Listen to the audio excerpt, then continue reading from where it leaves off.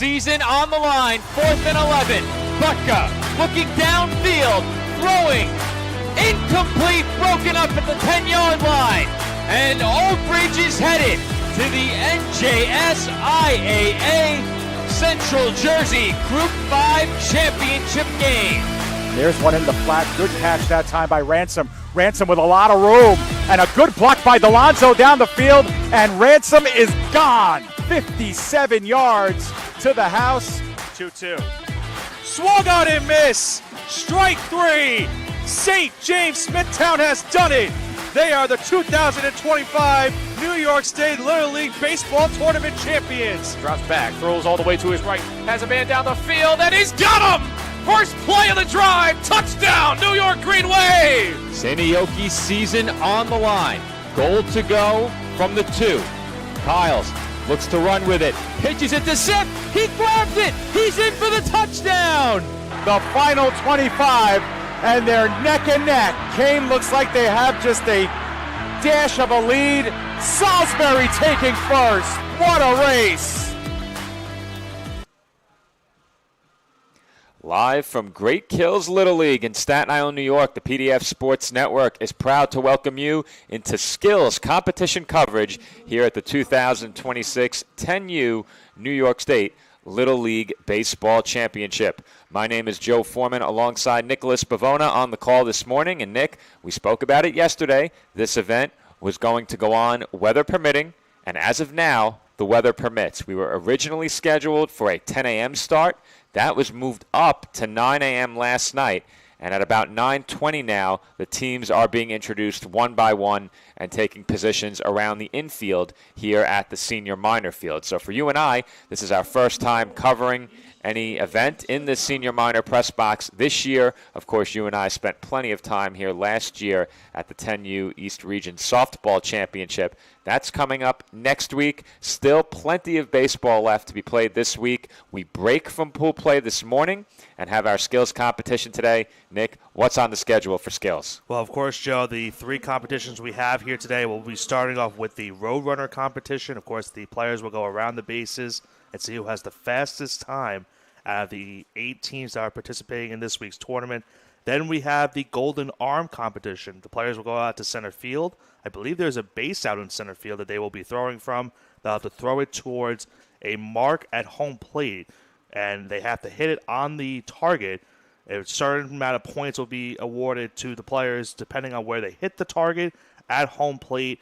The winner that has the most points will win the Golden Arm competition. And then, Joe, it's the old famous home run derby. The players will have an opportunity to hit a couple home runs. There's some guardrails and some caution tape out in the entirety of the outfield. The players will have an opportunity to hit some dingers, as they like to call it, and try to win the home run derby. Those are the 3 competitions we have here today before we resume pool play tomorrow. So the Roadrunner, Golden Arm, and Home Run Derby highlight our morning here at Great Kills as part of our skills competition. We mentioned that today marks a break from pool play. 2 days of pool play in the books.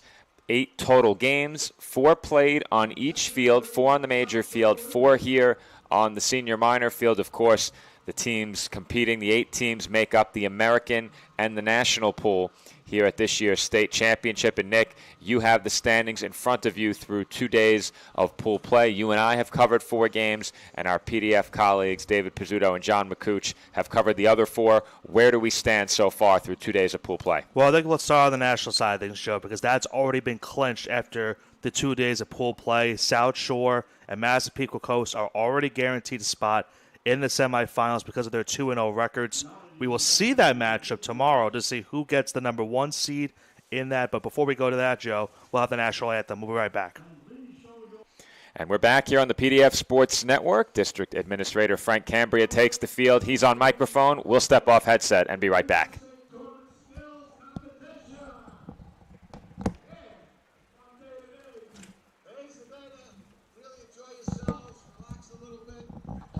Back to business tomorrow with the games. All right, let's thank Great Kills President Rob Pascal's Board of Directors and all my ADAs for hosting this event and doing a great job. Give them the next round of applause, please.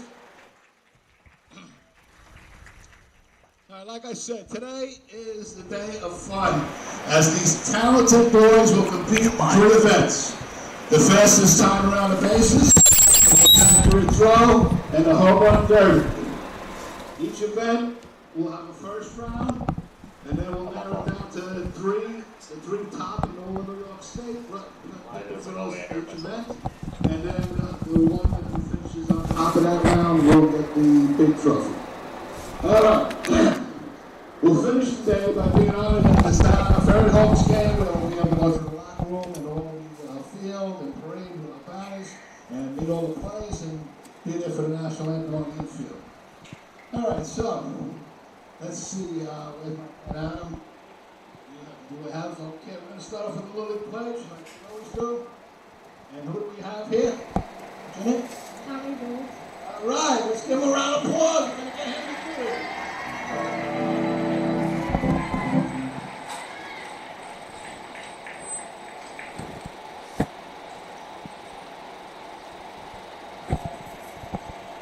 Justin Bad, I love you because of respected songs. I'll pay for each time to Great job. Give him a nice round of applause. All right, come on now. Let's get our parent here.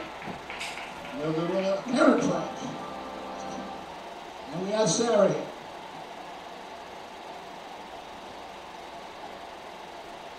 I will teach all children to play fair and do their best. I will practice on all managers, coaches, and players. I will respect the decision of the umpires. I will pray for good effort despite the outcome of the game. Great job. Let's hear it for Sarah. All right, we want to get everything started up right up, but I want to hear from the boys again. Are you ready to have some fun? Wow, I love it. I want to get even louder. I want to wake this neighborhood up. Are you ready to have some fun? I love you guys. Let's get ready to rumble. Let's start it up. Let's get the runners down here. All the runners, come on now.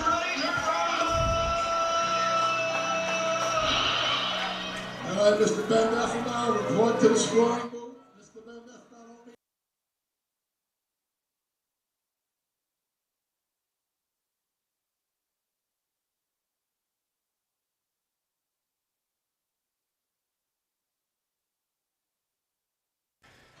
Joe Foreman and Nicholas Pavona back with you here on the PDF Sports Network as we are just moments away from the start of the skills competition here at the 2026 10U New York State Baseball Championship. Nick, we just threw it down to field level for the Little League Pledge, the introduction of teams, and, of course, the playing of the national anthem. There was a bit of an audio glitch there. That was in venue. That was not us. I did see a massive spike on our levels. Unfortunately, there was nothing we could do about that, but that was not our audio. We should be good the rest of the way as we are just about set to get started here at the skills competition. The Roadrunner competition is going to begin our set of 3 events here. And, Nick, I think these kids may need to be a bit quicker than normal around the bases. There is rain incoming, so we probably have about 90 minutes before the forecast calls for rain here on Staten Island. Hopefully that holds off long enough to get in all 3 events today. And, of course, these teams and all of these young athletes are going to be honored at the Staten Island Ferry Hawks game, weather permitting tonight. That one seems a bit more precarious. You and I were scheduled to be at Yankee Stadium tonight. We've already scrapped that trip. So hopefully the weather holds out for these kids here on Staten Island. But as of right now, it's not looking too good. Weather tomorrow could be an issue as well, though it does appear that rainfall is going to end by the afternoon. So I think we're going to be okay tomorrow night with our games scheduled for 4:30 and 7:30, and it seems to be working out just fine that tomorrow's pool play matchups are going to be getting started a bit later. Before we begin the Roadrunner competition, you and I were talking about the possibilities when it comes down to our deciding games in pool play tomorrow. 2 semifinalists, South Shore and Massapequa Coast, are locked in. However, there are still 2 more semifinalists to be decided. What possibilities remain on the other side of the bracket? Well, on the American side of things, Joe, West Nyack right now in the driver's seat. They are the only 2-0 team on that side. So winning in for them tomorrow. If they lose, it's not necessarily the worst thing, but there's a scenario that there could be 3 2-1 teams tomorrow, or 3 1-2 teams, or 2-1 teams and 1-2 teams. Excuse me.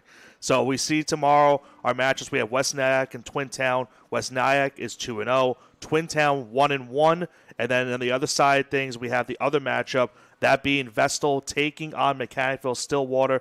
Vestal, the only 0-2 team. Mechanicville-Stillwater is 1-1 going in to tomorrow. So a chance for these teams to have 3, maybe 2-1 teams, a chance for there to be 1 3-0 team, and a chance maybe that there could be 3 1-2 teams. So a lot of different scenarios could play out tomorrow, and it would lead to a lot of different terms of tiebreakers as to who gets those 2 spots. As of right now, the clearest spot that might be clinched tomorrow, that might have a team that's probably in a good spot, is West Nyack. The other 3 teams are trying to battle it out for positioning. And, Nick, I think the most straightforward scenario would be for West Nyack to win and improve to 3-0. And then Mechanicville-Stillwater to get the win against Vestal to go 2-1. Exactly, because that would drop Twin Town to 1-2. Yes. Mechanicville-Stillwater would be 2-1, and then they would move on along with West Nyack. Yes. Let's talk about that potential for the 3 2-1s. If West Nyack loses to Twin Town, then you already have a pair of 2-1 teams. If Mechanicville-Stillwater was to go on and win against Vestal, then you have 3 2-1 teams, in which case things get a bit more complicated. Now, Yeah. Run ratio, as far as we know, is still the deciding factor for who would advance, and we're not going to attempt to calculate that. However, what we can tell you is that both Twin Town and West Nyack have very big wins of 9 runs and 10 runs. The biggest win thus far, and the only win for Mechanicville-Stillwater, came by 4 runs. So we would suspect that if things play out that way with 3 2-1 teams, the advantage would belong to Twin Town and West Nyack entering play. However, that could change if Mechanicville-Stillwater scores a big win against Vestal. If they can replicate what West Nyack did, then all of a sudden they put themselves in the conversation to win that 3-way tiebreaker 2-1. But as of right now, the advantage would belong to Twin Town and to West Nyack. Then, Nick, there's the possibility for the 3 1-2s. That would see Vestal knock off Mechanicville-Stillwater and West Nyack improve to 3-0 with a win over Twin Town. It would be very, very tough for Vestal to come out of that 3-way tiebreaker.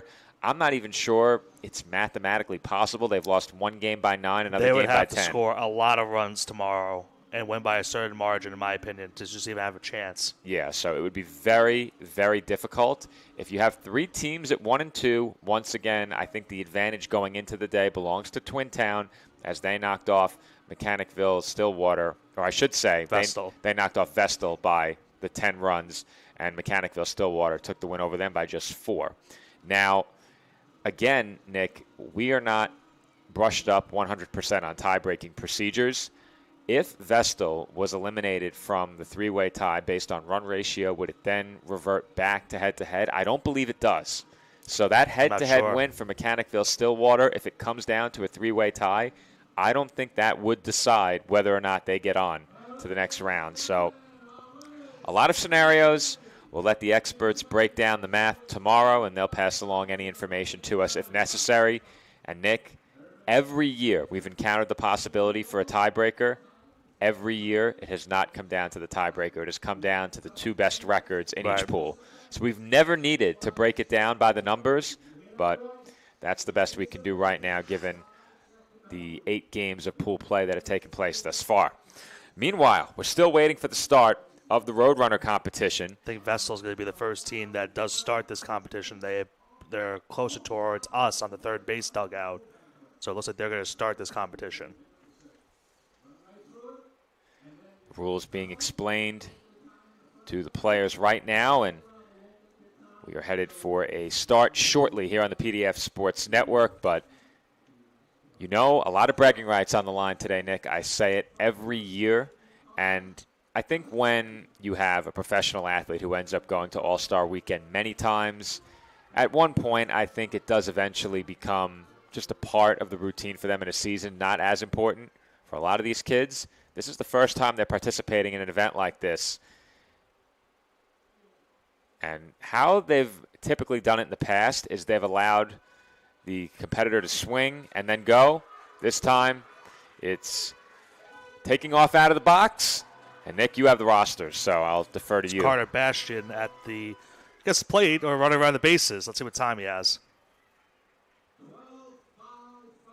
12.55 for Carter Bastian. So, Nick, with you in possession of the rosters, you'll introduce each of our competitors. This will be Liam Flanagan.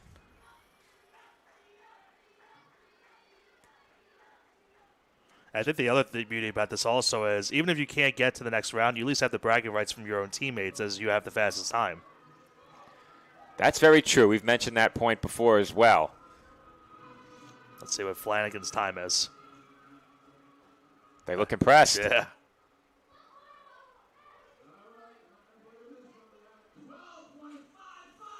Exact same time, Joe. Well, they're impressed for the reason being he matched his teammate. That's honestly impressive. To the decimal point. You don't see that very often. To often. the decimal point. This is Finn Kamain at the plate, now running around the bases. Kamain turning first. Now, it looks like 4 competitors per team, Nick, maybe 5? Might be, yeah. I think there's going to be 5 per team. Okay. That is a lengthy final stride. 13.06. Kamain with the long stride at the end there. This is now Parker Sherba.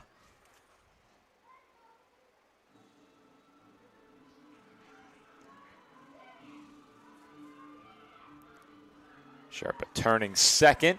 And, Nick, we are at a perspective where we have to do a lot of bobbing and weaving around the window panes to take in these runners turning each base. 13.23. So right now, Bastian and Flanagan still with their exact same times.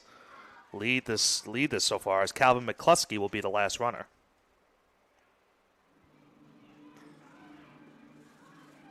McCluskey with the flashy shorts. How about that fit? Yeah, I don't think I'd be wearing those if I were me. Well, it's clearly working for him because I get the sense he might be our new leader. Not quite. You just had to jinx him, did you, Joe? I think I jinxed him as he turned third base. The turnaround third was a bit wide. This could be Penfield next. So they can get their roster real quick before they come up.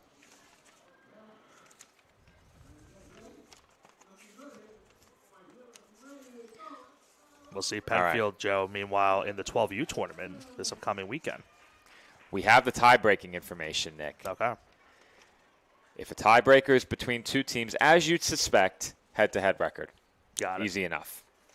If it's 3 or more teams, the first tiebreaker is runs allowed. The second is run differential. Meanwhile, for Penfield, Camden Deckman is the first runner here. But, yeah, it makes it a little bit more easier, I would say. It sure does. And I think early on, Nick, when these base runners build up all their momentum around the bases and they're flying. What was the time you heard there, Joe? 12.81? I didn't hear it. Nick, talking too much, huh?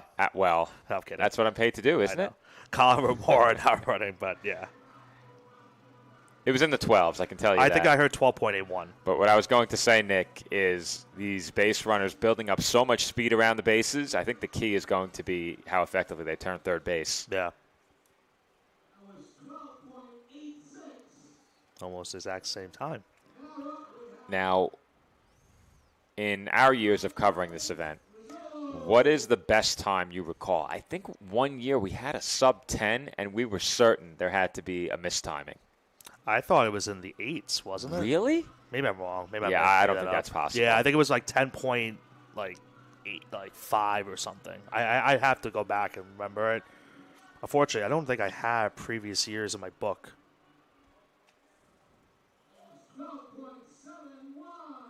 12.71. And let's remind everyone also, Joe, it's the top 3 fastest times that move on to the next round for everyone. So right now we have the top 3 at the current moment: Bastian, Flanagan from Vestal, and now that last runner being Ryan Rizzolo with 12.71. And now running is J.J. Edwards. And Nick, Of course, we won't get the answer to this question, but I would I actually just got a note from back home. I'll show it to you during the break.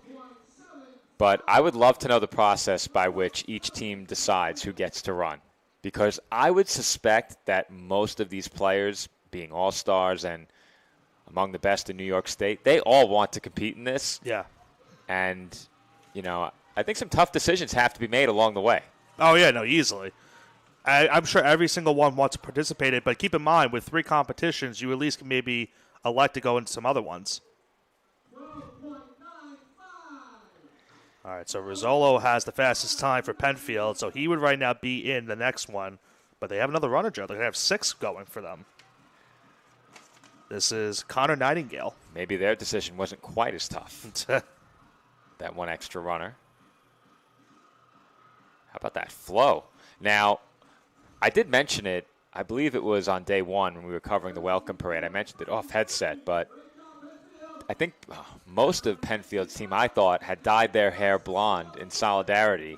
Either that or it was a great coincidence that many of them just came in with blonde hair. I don't know. But we've seen that before covering swim meets here on PDF. An entire team roster came in with matching dye jobs on the hair. It was a platinum blonde look one year that an entire team was sporting at the Mets Swimming and Diving Conference Championship at Rutgers. Mechanicsville-Stillwater was the next team announced, and we already talked about their scenario for tomorrow. But a big win for them yesterday. They kept their season alive, as we'll see what happens here. Now, Nick, for you and I, this is our first look at, I thought it was South Shore you were pointing to on the roster. It's Mechanicsville-Stillwater. Yes. Thank you for that. That's Easton Calangione, 12.66. He would be in the final 3 at the current moment. So Rizzolo from Penfield has been knocked out. Jameis Jordan now. Well, what I was about to say, Nick, and we've covered this event now for 3 years, or at least the 12s for 3 years, and a staple in that bracket has been South Shore. Their uniforms very similar in color scheme to Mechanicsville-Stillwater, and I was about to say we're getting our first look at South Shore. We have to wait. Now, for you and I, Nick, they're the only team we haven't covered, correct, you and I? Dave and John had both of their games? I believe so. Ben Scara now running. I'm trying. Did we get Twin Town? No. We did not, so we haven't covered Twin Town either. Do we have them tomorrow? We do. Okay, so we get... That'll be the first game of our 2 games that we cover. So we get our first look at Twin Town and our first look at South Shore.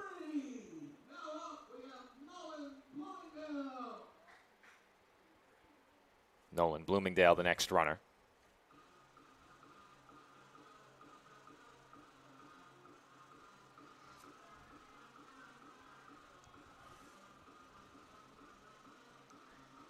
Now, part of this process, always, Nick, we say it every year, is whether or not you keep the hat all the way around the bases. Sometimes you do lose it to run under those bases, but we've seen that a lot. Now, is it an advantage to turn that hat backwards? I would say so. I would think so. And you're a connoisseur of the backwards cap. Always, yeah. Always. Well, it was funny because I had it forward at the end of the day yesterday, and then I went to drive in my car, and every single time the brim of the hat would hit the top of the roof. So I said I had to put this backwards. Big Nick. Yeah. Nick with his size 8 dome, as we say every time we talk hats. Too much knowledge, apparently. Yeah.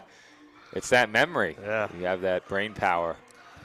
SJS will be the next team. And we want to congratulate SJS, Joe, on winning the 12U, our tournament last year, of course. But we're going to see them again in the 12U tournament this year. They won their section regional championship, and they had to do it in a thrilling way yesterday. They won in 9 innings in their game 5-4.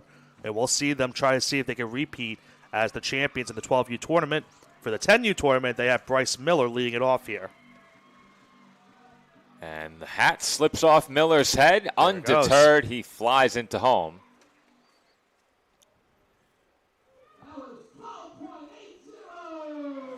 Keep in mind, you have to be 12.66 to get into the final 3 at the current moment. And And Nick, with each passing runner, I find it more and more unbelievable that we had a sub-10. That was, I believe, last year.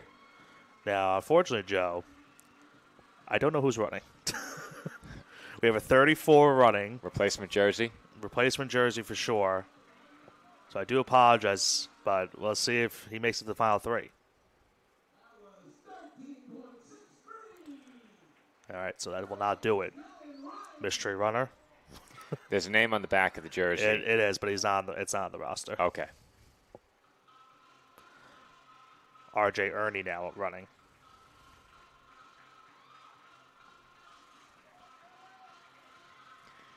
Yeah, I think, Nick, the backwards cap is an advantage that you need to take. I actually heard that time before they announced it.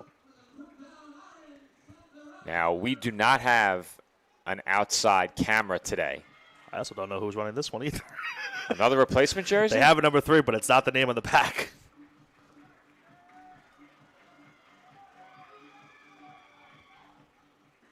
Oh, I see why, Joe. I see why. Why is it? I had the wrong team. This is Twin Town. I apologize. They have the same exact jerseys as SJS. They do. They do. Wow, they really do. Yeah. Massapequa Coast is next. So that was Twin Town that just ran. I'll be able to give you who ran Yeah. in just a moment. While I do that, can you give me the Massapequa Coast roster? This is 22 running. I believe that's Frankie Thomas. I believe you're right.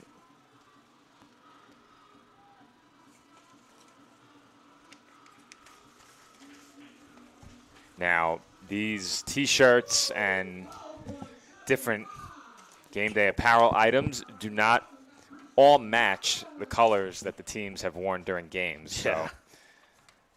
we'll have to excuse Nick's confusion. Admittedly, though, I haven't been much help. I don't have. So the Ryan Caller was the roster. 34. All Then right. after that was Kellen Ryan. And then the last number was Aaron Santandera.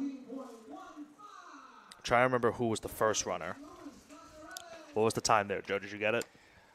I think 13.15, but without our microphones down on field level, it's really tough to make out. So Frankie Thomas was the first runner. Christian Buckman was the second runner for Massapequa This Coast. is Liam Austin.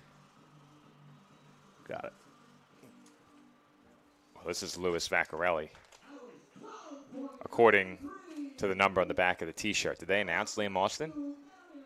I didn't hear that. Yeah, that was Louis Vaccarelli. Got it. Normally, you and I are outside with the speakers. We are not outside this year, so it's a bit tougher to make out what's being said. And I have to listen out for what the number was for Vaccarelli in a second, but because I thought he said 12.33, but I don't know if he said that. As Jack Piper now will run. You know, we could open the window. That might help a bit. Let's do that.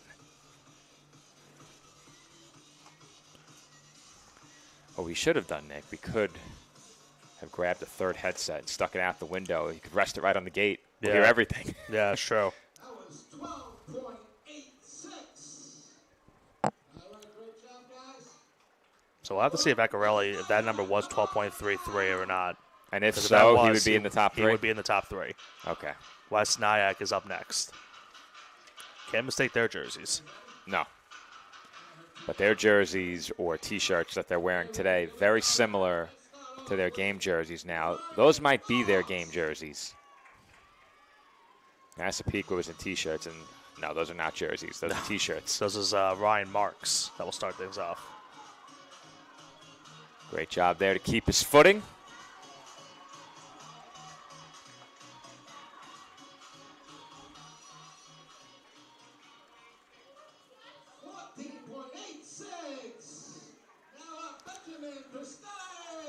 So going back to the Twin Town runners, I'm trying to get that. So it's J.P. Hanford that started off at Twin Town.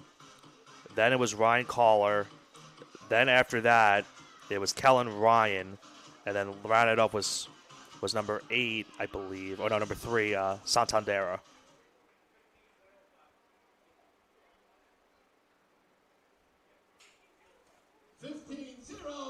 15:05 the time. All right, we got Dominic Caldera. Dominic Caldera next.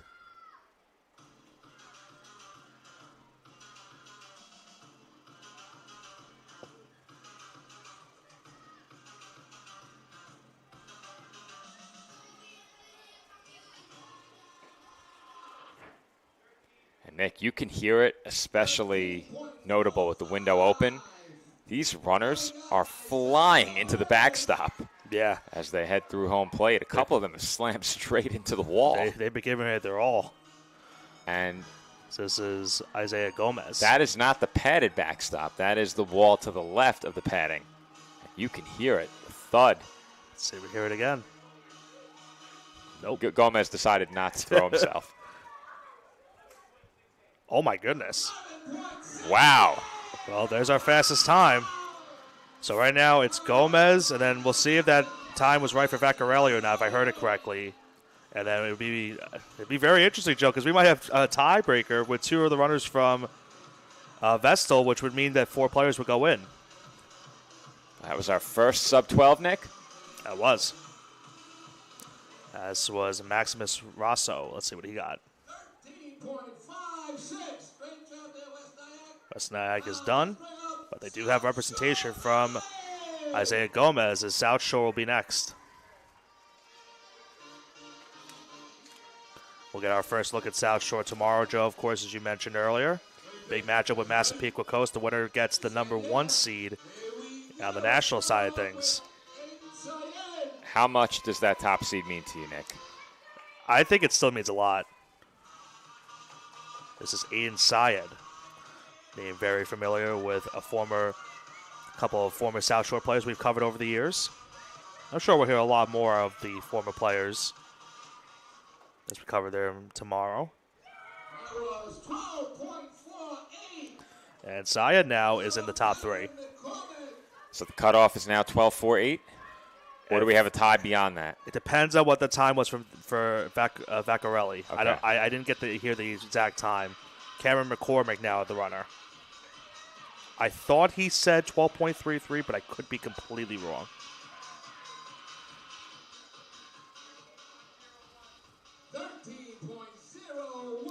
If that is the right time, then right now the time to beat, then that would be the cutoff, 12.48. If that wasn't the right time, then the cutoff would be 12.55.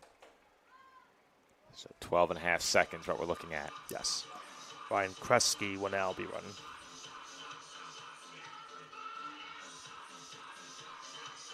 Interesting music choice. Sure. I don't think any of our competitors are drinking age. I hope not. Luke Winter now.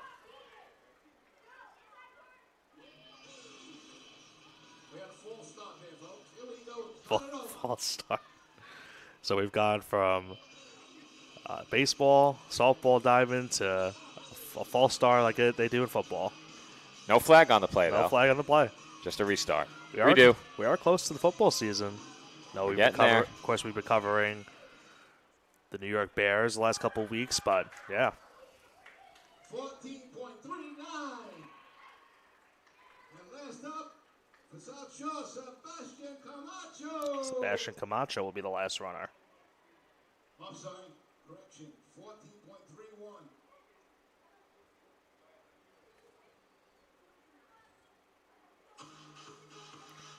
Interesting strategy there out of the box to essentially approach wide around the plate, Nick. You saw that? I did.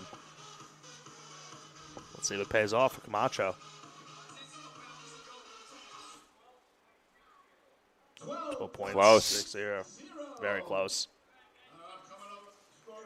All right, they're going to deliberate. So it doesn't look like every team will. Did every team participate, Joe? Yes, we did. Did SJS go? I don't think they did. I didn't think they did either. Are there 7 teams out there? Oh, if you look in center field, I think that's the SJS contingent. Just 3 players here that I see anyway. Maybe. But isn't that? Yeah, there's only yes. 7 full teams. So SJS was passed over, which is how we got mixed up. Got it.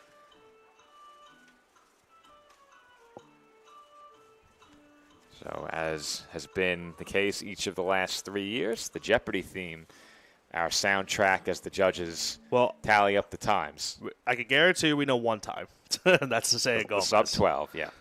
Syed from South Shore should be in as well. It comes down to did Vaccarelli actually get the 12.33 that I thought I heard, or do we have the tie from the Vestal players?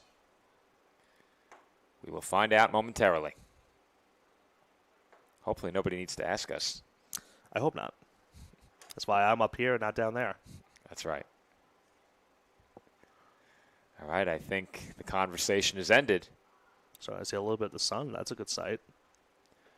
Very welcome sight, as it looked like we've very well could have been headed for a storm when we got here. So we wait. I thought the conversation had ended, but it appears they're still tallying up the times. And I'm wondering, is that because of the 2 Vestal runners? Do they going to have 4 maybe finalists potentially? We have seen that before. Yeah, I think they would go 4 finalists. Yeah. We wait in anticipation. Now, if you have a tie with one runner being better than the tie, do you go the one runner and just the 2 tied runners, or do you add one more on the back? You just add the one on the back. I think that's how they'll go at least. So it's the 3 fastest times that make the finals, not the 3 fastest runners, technically. Technically, yeah. Still waiting. They've altered the soundtrack now. Normally it doesn't take this long. Yeah, apparently Michael Jordan's coming out. Wrong sport? Wrong sport. We've got Unless he shows up in a White Sox uniform. I mean, we don't want that. At Fanatics Fest, I did see somebody sporting a Michael Jordan White Sox jersey. My friend, not too long ago, bought one of his baseball cards.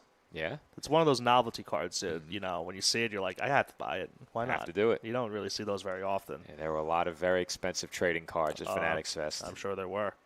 A lot of card cases. Way above my price range. I can't Yeah, I'm walking around like, who has some retro Yu-Gi-Oh cards?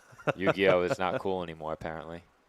All Pokemon. So I was to say it's all Pokemon at this point. Yeah, all Pokemon. I love myself Pokemon cards too, but Yu-Gi-Oh is the game that I played more often as a kid.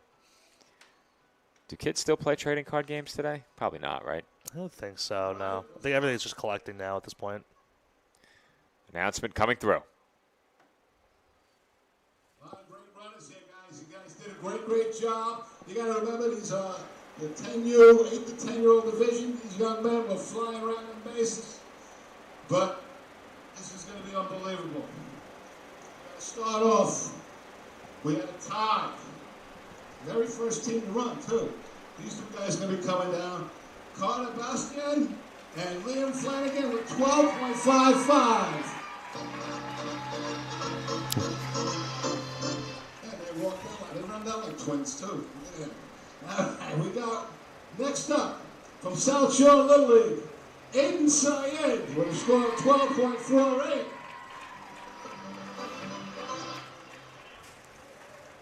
And right now, the current leader for this new round, from West Nyack, Isaiah Gomez at 11.68. And guy must have his Wheaties this morning. He's moving. All right, so that's 4. See, we normally take 3, but they had a tie. They love it, these guys. So the way we're going to go is in reverse order. All right, Nick, our 4 finalists just announced over public address. They are going to run in reverse order. So the slowest time of the 4 finalists will open this final round, and they'll work their way toward the fastest time from the first round. Nick, finalists. So I did miss here on Vaccarelli's run. Unfortunately, I didn't hear what the time was. But nonetheless, it's Bastian and Flanagan from Vestal, it's Syed from South Shore, and it's Gomez from West Nyack. Those are our final 4. So we will have 4 this time around, not 3 initially. Bastion and Flanagan both running both running the exact same time at 12.55. I cannot believe that's how we started this. I was going to say, too, no bragging rights through round one. It's a good thing they get to go again. Now, what do you think the odds are of them doing it again? Yeah, if they run the same exact time. All right, Bastion first. 12.55 first time around. He's had some time to He cuts those bases really well. Late stumble, but he's through the plate. Did it cost him a fraction of a second, you think? We'll say. 12:31. You saw it. I did. I saw it. Spoilers, Joe. So he bested his first round time.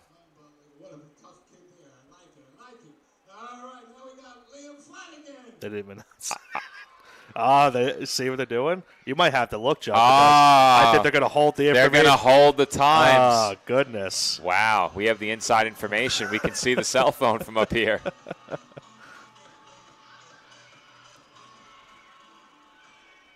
I get a very good run right there. Let's see. I see it. I thought it was 12:30, Nick. It's 12:50. Yeah. So we are going to know the winner. Do we spoil it for the people at home though? Well, we've already started giving the times. I think we have to until the last one. If they had announced it, it would be fine. But we gave one time. What we're going to do, we're going to hold the suspense after the last runner. Okay. This is Syed from South Shore. Let's see. Not enough. 12:48. You have to be 12:31. So Gomez had an 11.68.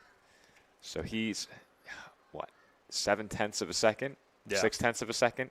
Sure. See, he's 0.6 of a second ahead of the pace based upon his first round time. It will come down to this. Is it going to be Carter Bastion from Vestal or Isaiah Gomez from West Nyack that gets the job done in the Roadrunner?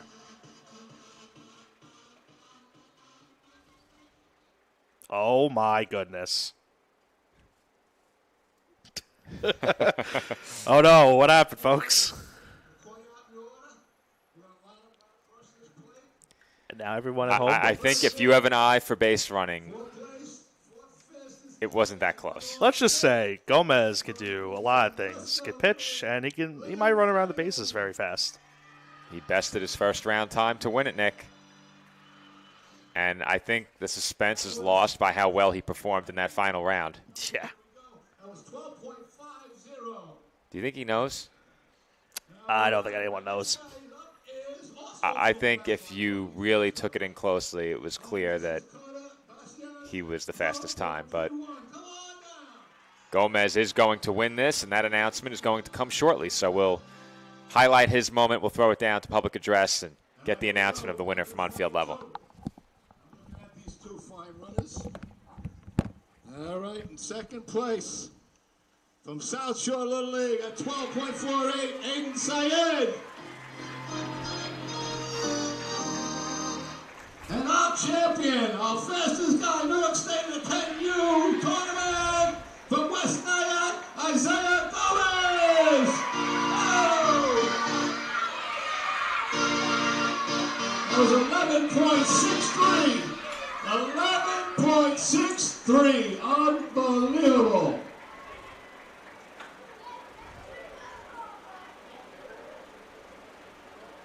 That's a good thing you guys moved. Had a big rush there at West Nyack.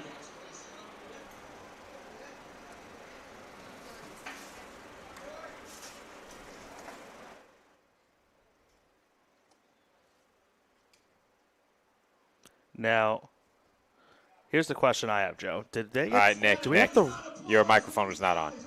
Okay. I had muted you, so start again. The question I had, Joe, is what was the time for Carter Bash? Did he not have 12.31? He had 12.3, I believe. Right. I think we had a 12.3. And they said Saya was in second. Let me see what you have there. This is what I have. Was that not it? Yeah, that's correct. They announced Syed in second. I thought I heard him say Syed in second. If so, I didn't catch it. Oh, well. get ready for the golden arm. Oh, boy. It's going to be a tough camera angle here. A lot of mystery in this one. All right, so what we might have to do, Nick. Oof. I did not realize how far up they were going to move the target. But we do have a camera to capture the thrower in center field. Unfortunately, we could not put it outside due to the possibility of inclement weather. Right. However, if the target is hit, the baseball will not travel past it. You should also note that the alternate backdrop that you're seeing facing the camera is for the softball skills next week. We can assure you that the opposite side of the backstop here has the baseball logo and the baseball catcher. We'll have to also listen out, Joe, to see who's throwing. It's going to be very tough to try to see those jersey numbers from here. Right. So 3 points if you hit it on the fly, 1 point if you hit it on the bounce. 3 throws, Nick? Yes. And typically I think they've done 3 competitors per team for this. We'll see if that changes. There goes. That's going to be a problem. Yeah, they're going to need some weights on that. Well, now you can see the correct backstop there. Yeah. Has anyone realized it yet? I mean, if they haven't noticed it Well, by now. does John have to stand in and service the target now? I don't know. I think South Shore was let me say, who was announced first? Vestal? Are they going to go the same exact order they did for the Roadrunner? I would say they should go in reverse order this time, but we'll see. I thought I heard them announce Vestal, but maybe I'm wrong. Yeah, I think they did. Okay, so they're going in the same order. So who's going to be the first thrower now is the question. Who's going to be the weight that holds down the backstop? Because that thing is not going to stay up. It's teetering. There we go. You gotta switch the camera. Yeah, I should have had it on there. Should I should I capture replay and show it to the folks? Why not? It was pretty cinematic, I will say. Hashtag cinema. It's so cinema that we're gonna slow it down, Joe. Timber.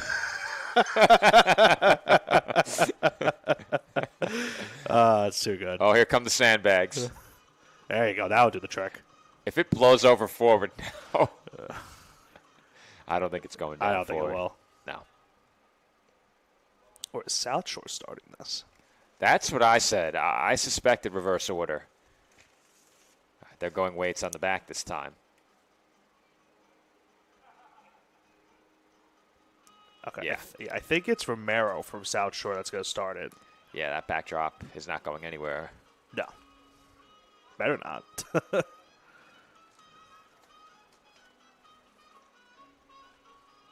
Now, Joe, do you want to write down the times while I switch the cameras? Or the points I meant? You know what? I will do the camera switches. Okay. All right. Anthony Modeste, excuse me, is the first thrower. Wow, Nick. He threw a rocket. I didn't even get a chance to switch the camera.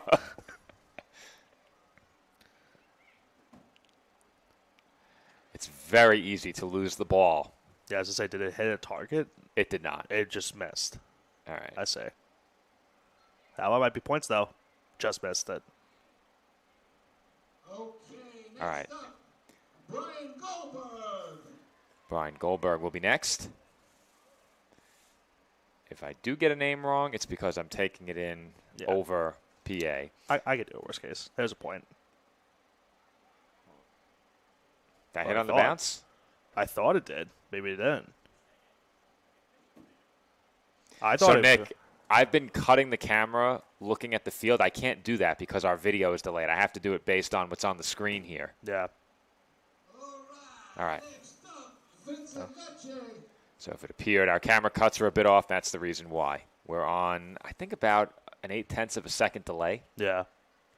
This is Vincent Lecce that they announced. That one's sailing to the left. Got it.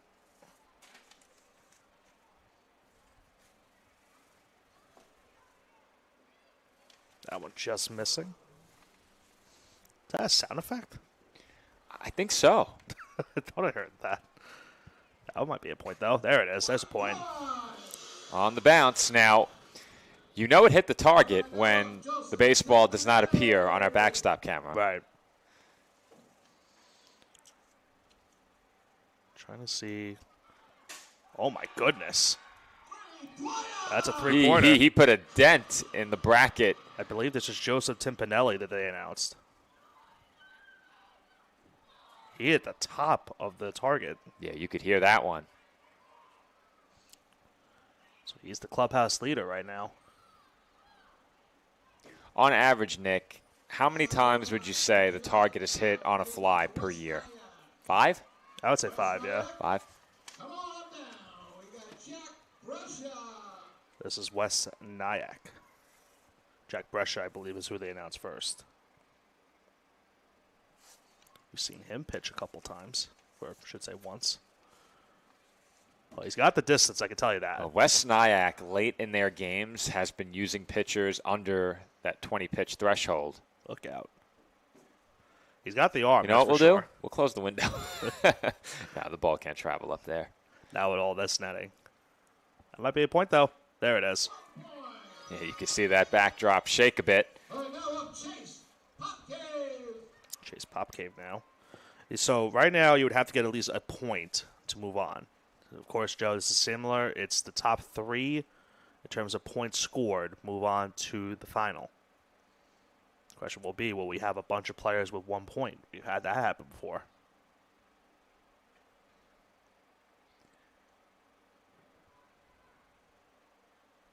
Final throw here. That one's sailing. Oh, boy. John showing off the leather. Just outside of the frame. That's why you bring a glove. I believe they announced Noah Colucci. I have to admit, doing the derby from beyond the center field wall a couple of years ago was a lot of fun. And you and I, as there's a point for Colucci, you and I are going to have a very interesting perspective from West Nyack next week for the derby in center field. What we need to do is There's get two. a wireless headset so that you and I can patrol behind the outfield And wall. start catching. Yeah. How fun would that be? I would love to do that. Derby with the headset on while catching the home runs.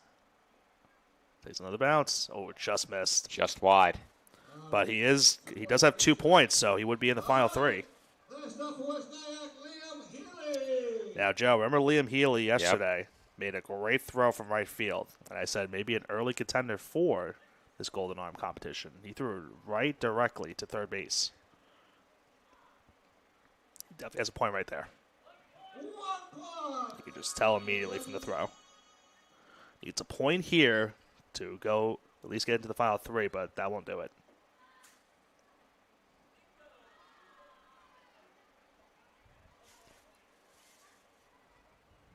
So Noah Colucci. I think in reverse order we have Massapequa next, followed by the spot that would belong to SJS. All right. Now up Massapequa Coast. Come on. Good job, Joe. Leading off is Mason Meyer. Even when my brain doesn't work, my eyes work. It was Mason Meyer. That was the first player announced.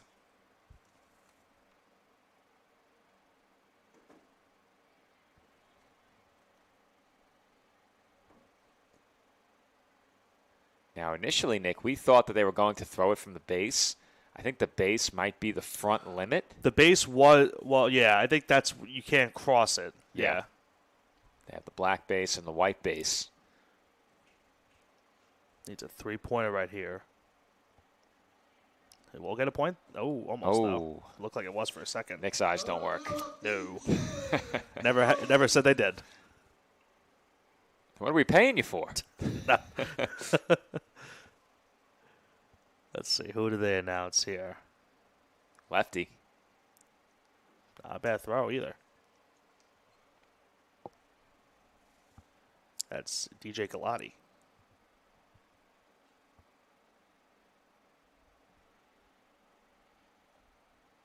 You'll also need a 3-pointer. Right now, you would need at least 1 to move to the final 3, or in this case, final 5. And 2 would get you a guaranteed spot. I have a feeling we're going to have at least one more thrower who reaches 2 or more. Liam Austin now up.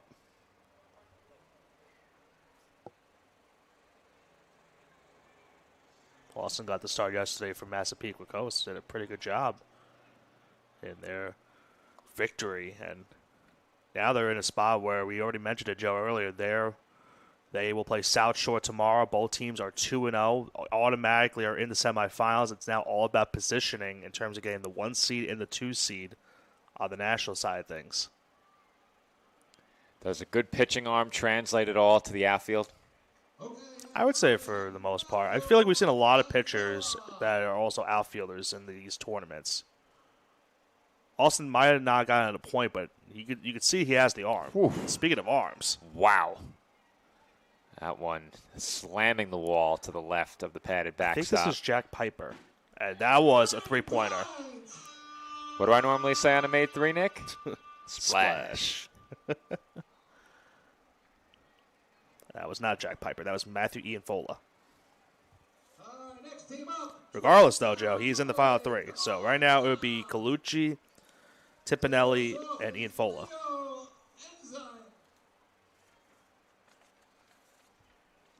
So I believe, what is it, Twin Town is next? Yeah. Leo Enzyme, I believe, was the first one announced. That was just wide. It was tough to tell from the backstop camera if that one contacted the backstop.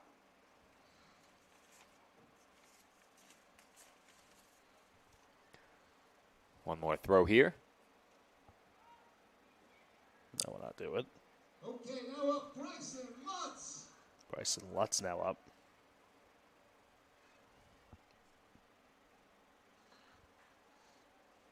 Going to be a busy couple days for Twin Town Little League with they're finishing up pool play tomorrow, hopefully for their sake, getting into the semifinals, maybe even further than that in the championship game.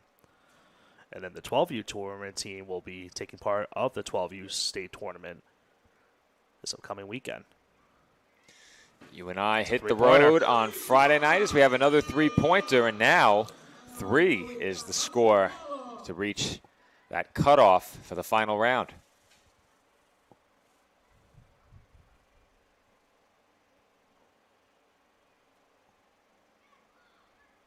That just missed.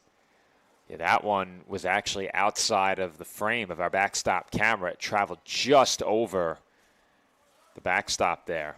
I think this is Hudson Lawler that they announced.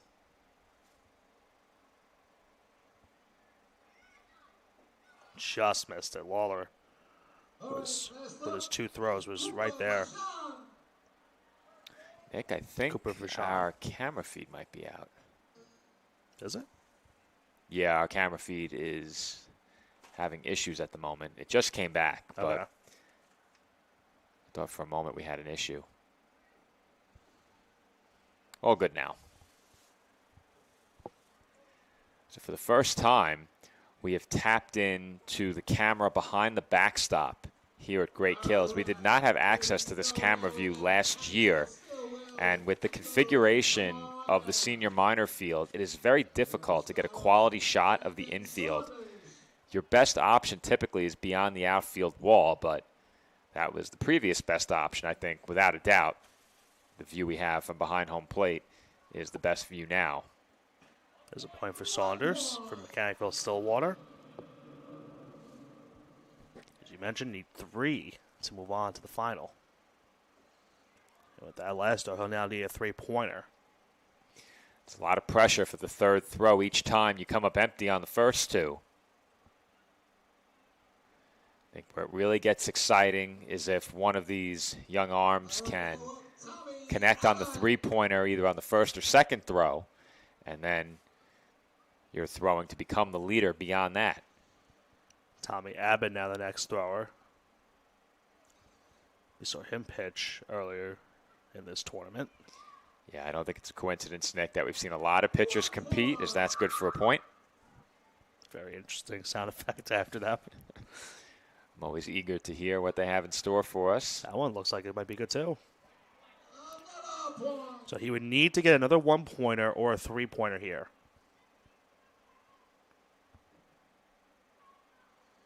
That one, it looks like just a little bit to the right.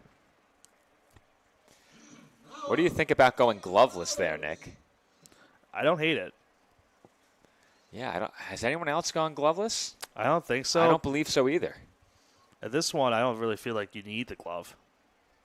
I would almost feel a bit off. Yeah. In a sense, though, it's it's all about mechanics. Yeah. The glove theoretically doesn't do anything for you. Yeah. But I would almost feel lost without it. To be fair, though, Nick, the last time I tried to throw a baseball or a softball a long way, I wanted to see if I still had the arm strength. My shoulder was injured for about 2.5 years after that throw. It has just recovered. Yeah, we put all our effort into those softball games. There's a one-pointer, that one clipping the frame of the backdrop.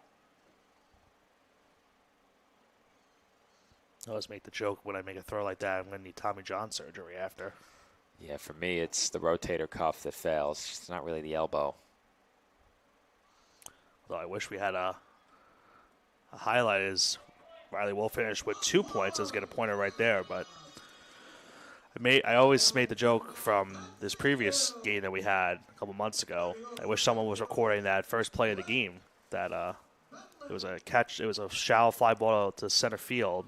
Shortstop went to go grab it. It hit off his glove, and I caught it barehanded. And I said, "Where was the where? Who was recording that, please?" I hadn't arrived yet, I assume. I think you were there, but you just got in there. Oh, okay. Penfield now up. And I think I was making the joke. I said, is this going on the Play of the year? yeah, play of the year? I think I do remember seeing it. Did you catch who's throwing? I will find out in a moment. Yeah, once he turns his back to us. Yeah. It's a With the window here. open, Nope. oh, with the window open, some of the announcements have come through. I want to say 4.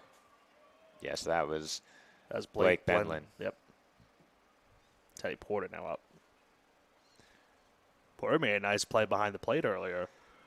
In game 1, I believe, of this pool play. That one came screaming in. You can tell he's a catcher.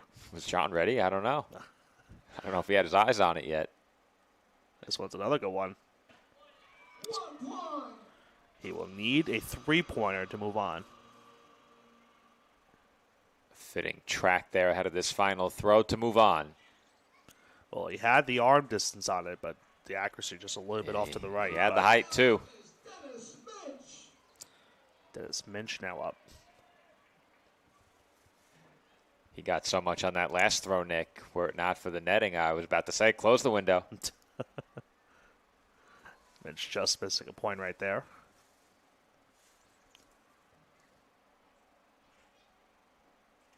As of right now, it's Tim Wow. Pinelli from South Shore, Ian Folo from Massapequa Coast, and Lutz from Twin Town that would be moving on to the final.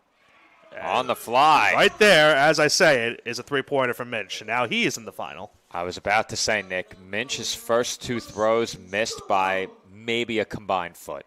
Maybe. I think they announced Ryan Rosillo, but I could 24. 24, sorry.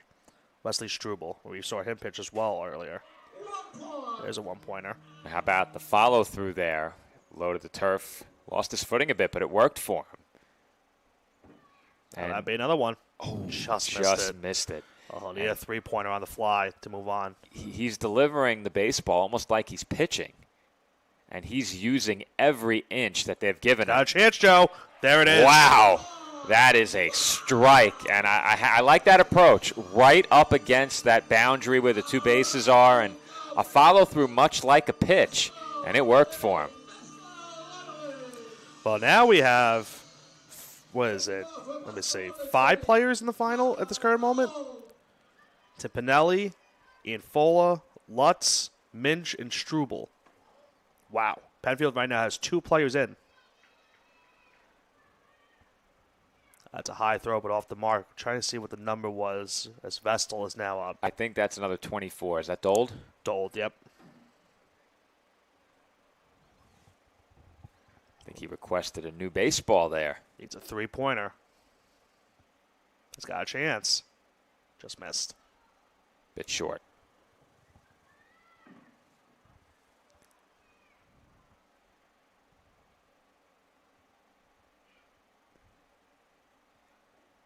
Just a bit wide left. The camera, once again, decided not to switch. We clicked it. A couple of times, unfortunately, in this, over the years, and I think in this tournament too, where I click it and it doesn't click, and then you're like, oh, man. It's about time that I get a quality mouse for this, as that one does catch the target. That was Liam Donahue. That one has the height, but not there. Needs a three-pointer now to keep himself alive.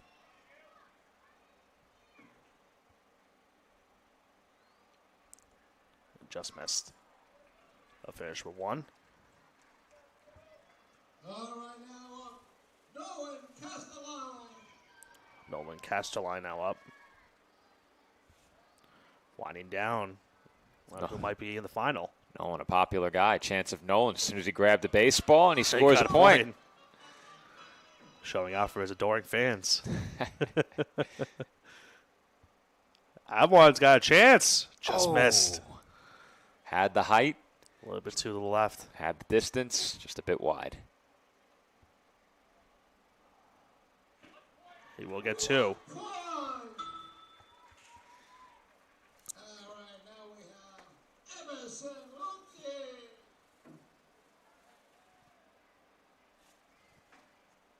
Emerson Cucci. Got Three-pointer. Yeah. Another finalist. How many scores of 4 do we have? Just the one? Just the one. We have 6 players. We have 5 players with 3. So if he gets a 4, then he at least will have some bragging rights.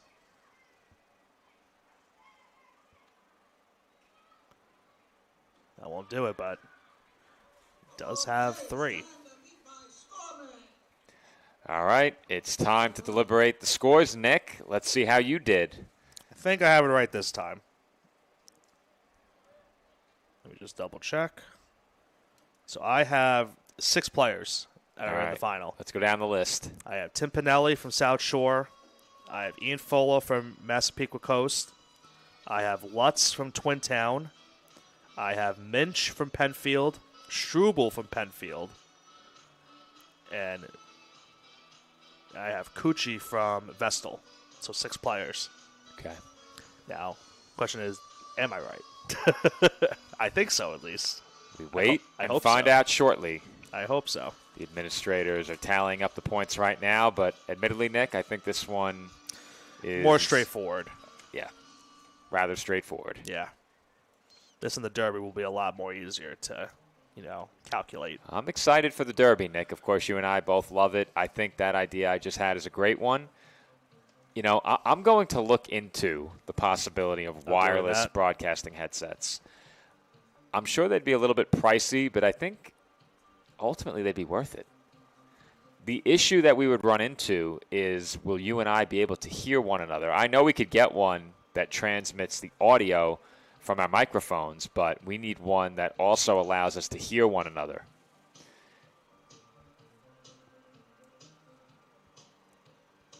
I did not expect this to take more than a few seconds. They're still talking it over. Do you need my book? Well, I already clarified earlier in the week that I am not a math major, so. I guess if they need me to, I could just throw the book downstairs and see if they need it. Is there an opening to slide your notepad through? No, there's not. It might. Well, yeah, the fence continues through behind the backstop. Otherwise, you can. I was going to say there's a lot of baseballs behind that backstop, so Yeah. I don't think so. Realistically, you could climb out the window and retrieve those. Yeah, but I don't Would think you trust this fencing to hold you? I think it might. I wouldn't trust myself. Well, I trust the fencing. you're not falling anywhere. The fencing. Yeah, you can but stand on it. yeah. I don't think I'm the person to do it, though. Yeah, it's probably me. Let someone else do it.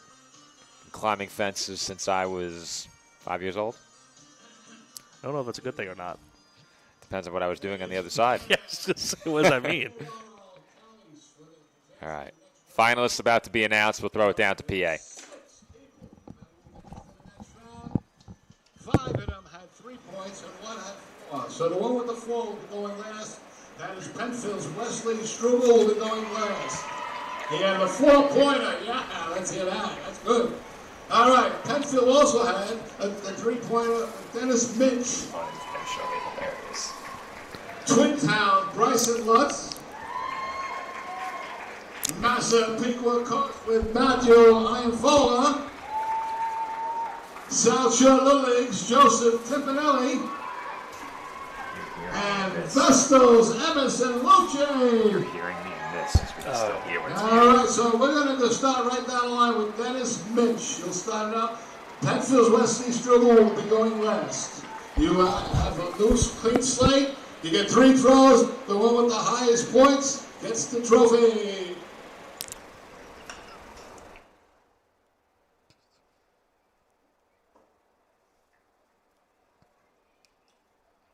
Well, Mick, we got the announcement, and they immediately started, so we missed one throw here. Didn't miss that one. No, we didn't. A 3-pointer. Dennis Mitch. You could hear that one smacking that Oh, backstop. Oh, just wide. I think he finished with 3. I don't think he made one. Did he get a point in that He did first not. throw? He did Okay. not. They announced the format and the order, and before Frank could even finish his sentence, Well, that's when Twin Town comes up now. that ball came soaring in. Right now, the score to beat is 3.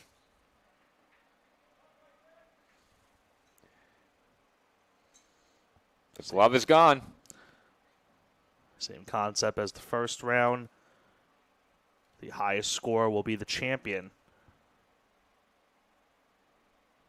It's a 3-pointer to move on. That won't do it, but he will get a point at least. All right, where would you set the expected line for a tiebreaker? What do you think are our odds of a tiebreaker? I think there's In a the really good finals. I think there's a really good chance we get a tie. Yeah, I think when you have an event like this scored on the 1 and 3-point scale, you very often get a couple of throwers who finish with 3. Matthew Ian Fuller now will need a 3-pointer here to at least force a tiebreaker. That will not do it. Mitch now is down to the final 3 in terms of his competition. And I think Timpanelli from South Shore comes up. if you have a tie, it has to be a throw-off, right? I think they might just do, Alternate? I think they would just do the same 3. That they would just do I another would 3 do. throws. I think to get it moving, you'd have to do a throw-off. But we'll see what they do. If there is a tie, Timpanelli will need a 3-pointer to at least force that. we've had a swing-off in the Derby before, We have. but I don't think it was one swing. I think it was It was a multiple. reduced number, yeah. Yeah.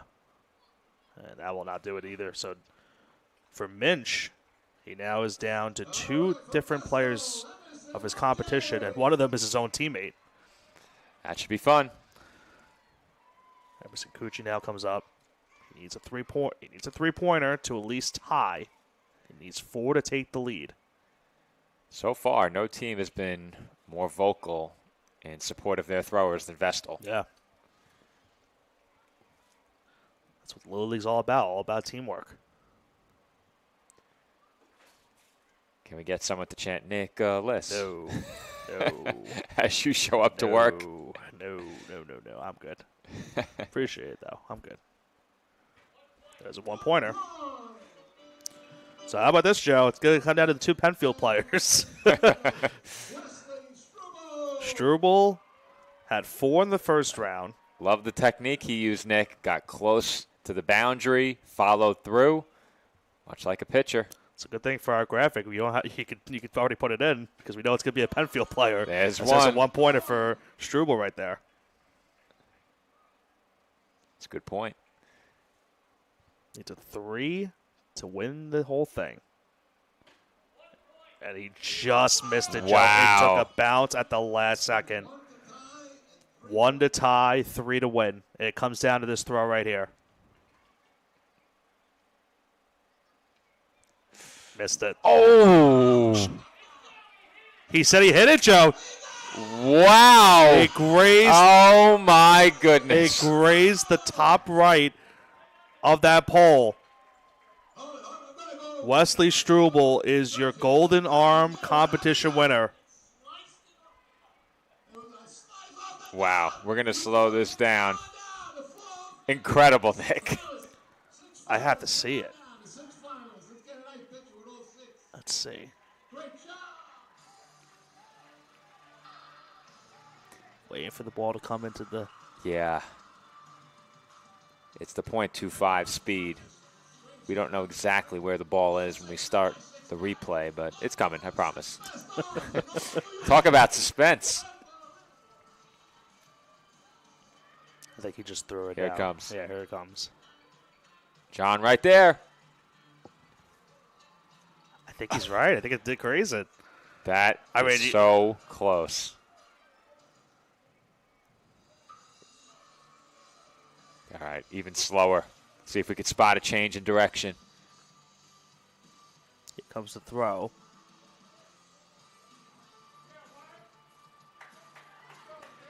It kind of does look like it's going. I think to it did. Yeah, I think it did. I think it was going to go straight, and then it grazed and it went to the right a little bit. I think you're right. Amazing. Here we go. Ready to front run now. We're going to front up. We're going to go to home run derby.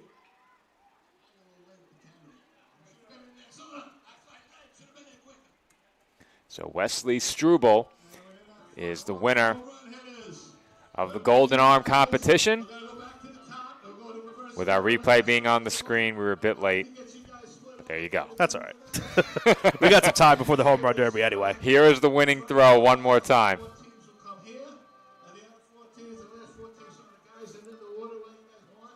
That is incredible. It looked like he was just mere inches away from missing, and it just great. I mean, by far, the closest we've ever seen this competition come down to. Yeah. I mean, That's a great call by John. it doesn't get any closer than that. Yeah. I will say this.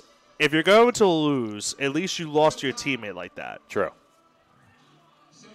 But incredible finish to that Golden Arm competition, Joe. Penfield's Wesley Struble gets the job done, and now it's the granddaddy of them all, the home run derby. Granddaddy of them all. That's, of course. It looks like 3 swingers Yeah. per team. Now, do I get a chance to do a Chris Berman call at some point? I think so. It's just not the same anymore without him and calling the derbies in real life. I haven't enjoyed a home run derby in years. I haven't watched a home run derby in Yeah, years. ever since they took Berman off the broadcast, it's just not the same. They're also changing like a lot of the rules and everything. I thought this year's was fine. I watched it for a bit. It was fine, but the time Was it better than opening day on Netflix? Oh, yeah. I've already gone on a rant on the headset about an opening day on Yeah. Netflix. We don't need to do that again. Yeah, nothing will be worse than that broadcast. Nothing. It was really just nothing about the broadcast itself. It was more about like the pregame stuff before the broadcast itself. Have to advertise the original programming. I almost feel like, Nick, you and I should be seated at a table in center field here. Yeah. Right in that opening in center field. It's tough to make out. But what we're going to do is I'm going to hop off headset for a moment. We're going to get a camera focused on the batter at home plate. Nick, I'll be right back. All right. In the meantime, I'll get my rosters right, see who is going to be going first in this home run derby. I want to say it might be Massapequa Coast, but it could be wrong. We'll see in a moment. They're announcing the derby rules right now.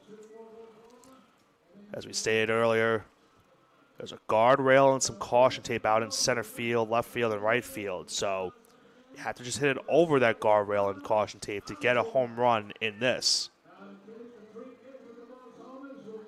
Vestal's going to be the first team to bat. So almost maybe similar to the lineup we had to start the Roadrunner competition. Connor Osborne will be the first batter.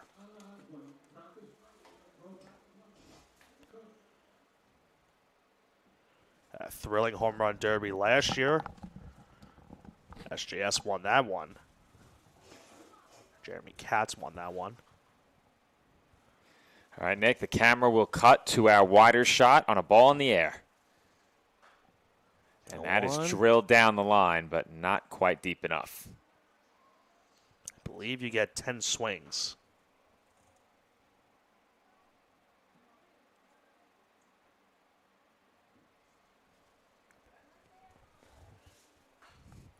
That one's hit a mile high, but it lands just beyond second. That one's drilled toward left center, but a bit short. That'll do it for All right, so they're going 5 swings. 5 swings. Drew Gilmore now up.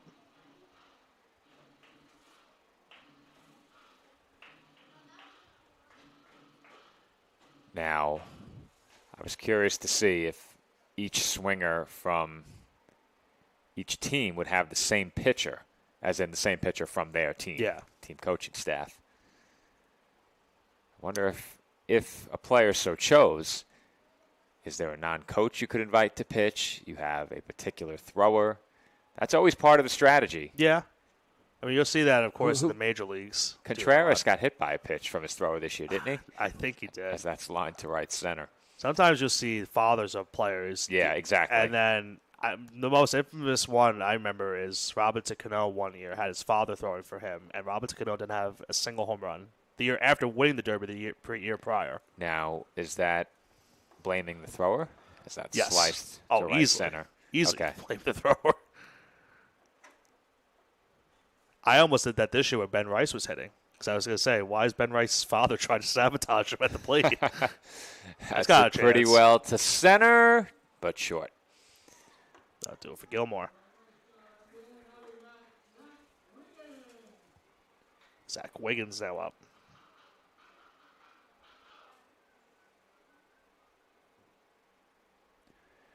When you're up there, there is no shame in being selective. Yeah, it's not like I mentioned before with the Major League Derby where you got to, have a certain amount of swings. You do have it here, but it's not like you have to, have a timer. There's no timer for you here. That one's hit well to right, but Missed short. it. How fitting would that have been if he hit it to his teammates around right field? Well, I mentioned how vocally supportive Vestal has been, and I think we would have heard the volume level rise out there on the field with a home run down the right field line. A lot of well-struck line drives, but nothing over that revised fencing yet. Think they have a money ball that they do for the home run derby like they do in the last swing that you They got? should. I think that's it for Vestal. They'll have 3 players that come up. I didn't hear who the next team. Penfield will be up. All right, so they're going in I think it's the reverse exact- order the other way again. I think it's back to the order we had at Exactly. So yeah. they went right to left field Yes. for the road runner, left to right field, golden arm, and they're going back from right to left here during the home run derby. Leo Zeppeli up at the plate.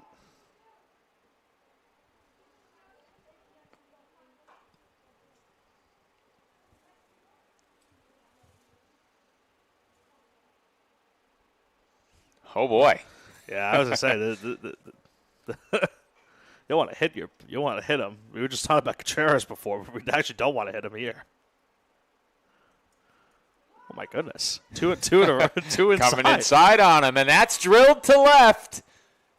And No. short. So that went underneath the yellow tape. That was short. Oh my goodness! Well, that's drilled to left. Fair or foul? Nope. No. Just missed it, Joe. And that's it Well, he by far had the best chance out of everyone so for far. sure.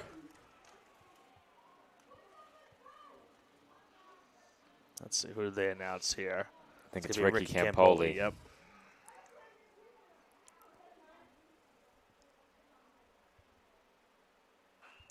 Oof. That's a scorcher. Good thing they have that protective screen for the pitcher. Well, Well, if he keeps throwing it inside, it might be aiming. You know, that ball hit in the air to left and gone. Our first home run belongs to Ricky Campoli. Penfield trying to take the last 2 awards, potentially, of this skills competition. Now, you mentioned the screen protecting the pitcher, and with the pitches coming inside, it may be a good thing the screen's there, but Yeah. I watched a short this morning. Hey, Joe, look, a pitcher change for Penfield. I watched, well, that's the manager, Adam Cornelius, throwing Yes. to his son, Angelo. Yeah, I was going to say, this one makes sense. Yeah. But there was a game where, I guess it was pre-ABS, the Tigers weren't happy with the home plate umpiring. So in the final inning, the catcher intentionally moved his glove, and the ball drilled the umpire in the face mask. I do remember that, yeah. It was bad. He was down as that's grounded through the right side. Well, you could tell with Penfield players also in right center field. He would love to hit it out there. Lefty hitter, certainly a candidate. I also love the bats that they use for this derby. The call for bats. I like that too. Are those different from the game bats? I think it's the same. That's hit well to center. And gone! Got it. Penfield with the first 2 home runs of this derby. Cornelius deep to straightaway center. He's waiting for the soundtrack. Basking in the moment. Got one more swing. Just got under it. Didn't miss it by much. Well, Penfield's got 2 players right now with a home run. After having 2 in the last competition as well. Golden arm and perhaps, what would you call a home run derby winner? Golden bat? Sure. Sure.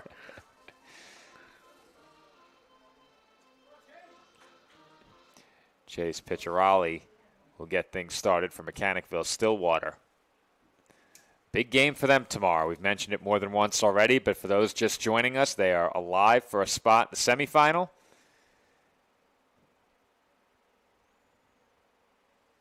They probably need to win, Nick, but Yeah. mathematically that is not Oof. entirely true. That's why they have that protection right there. Right back to the pitcher. But, yeah, no, big game for them tomorrow, of course. And, you know, it comes back also to that first game that they played too, Joe, because that was a game that, you know, you talk about it as that one Is will short. fall. And that was a game where they, you know, if you asked them, they probably could have won. That one's got Another a one chance. to right center. Gone! Chase Picciarelli to right center, showing off the opposite field power. You don't see many home runs to the opposite field, Nick. Yeah, we saw in the previous one, Cornelius hitting that one just out into left center. That one pretty much out into right center. Right now, only one home run will get you into the finals.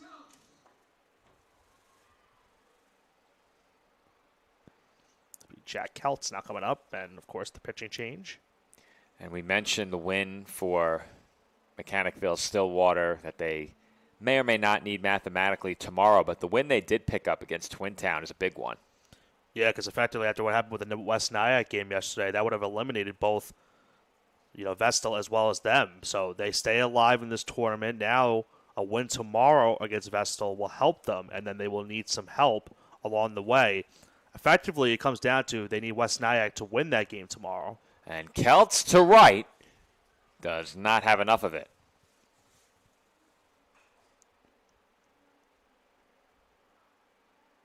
Three swings deep and a line drive to right once again. Some of the Vestal players feeling that one without their gloves. That's down the line. Short.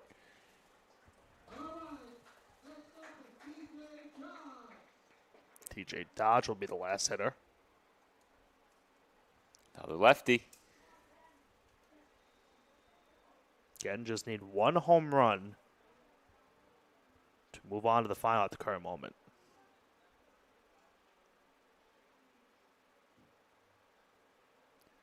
We've seen the patient approach from a couple of hitters now. Look at a few.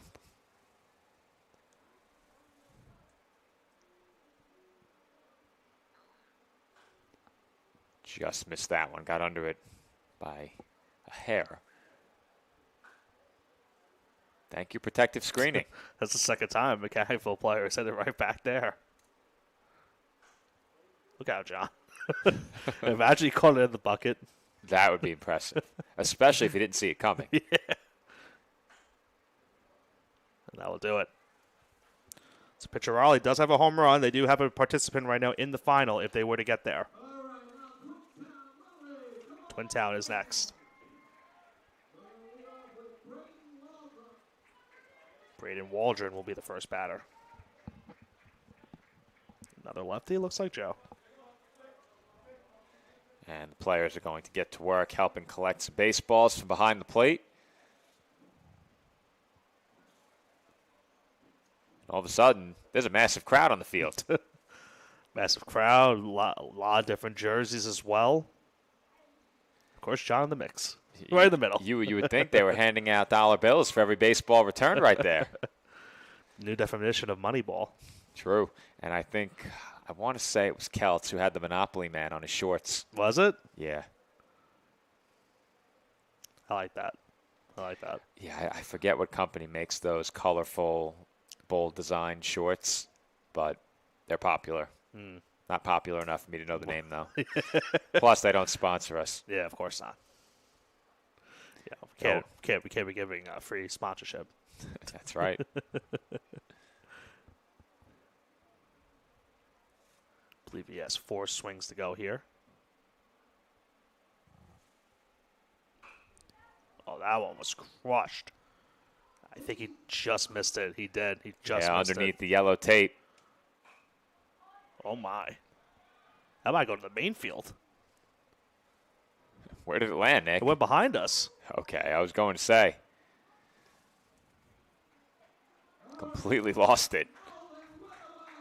All the weather wax now up. Speaking of sponsorships, Nick, we'd like to thank ShopRite and Nationwide Bus Charter, as that one skied just beyond the infield. Nolan Weatherwax at the plate, sends another one to the opposite field.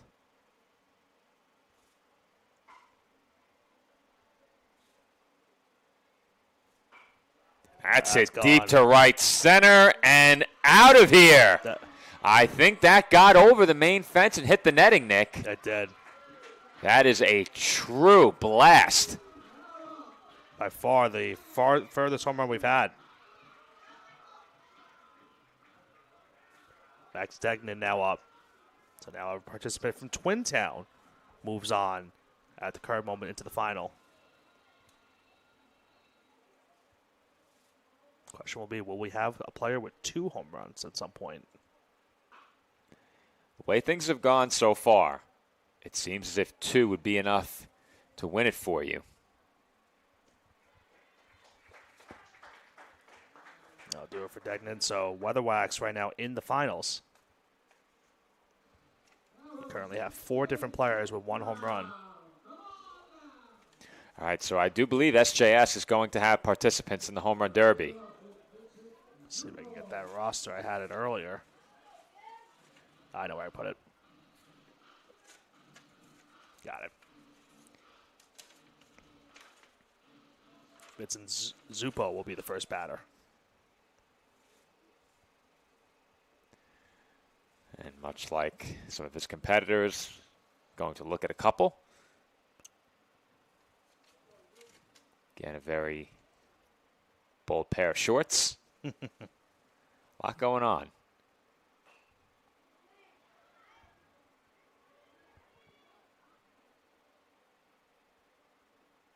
Look out. That one smoked foul. I'm sure a lot of players say that they like the pitches on the inside, but not that inside. He chased that one. Still made contact with it. Good job by hitting that one. I think he has one more swing to go. That one smoked as well. Yeah, he had That's 2 weird. more. Yeah. Thought about that one.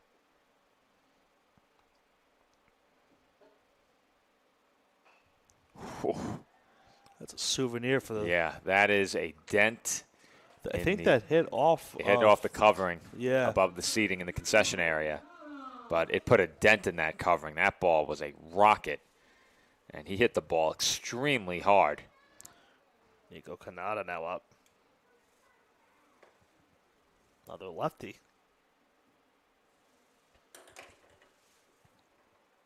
He's taking the first two.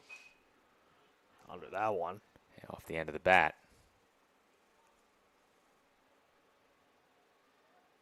This is the 5th team participating so far in this derby, so we'll have 3 more after this.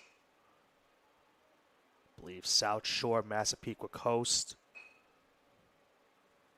I'm trying to remember the last team off the top of my head without looking, Joe, but I have to look. At West Nyack. That's what it was. It's down the line, but short.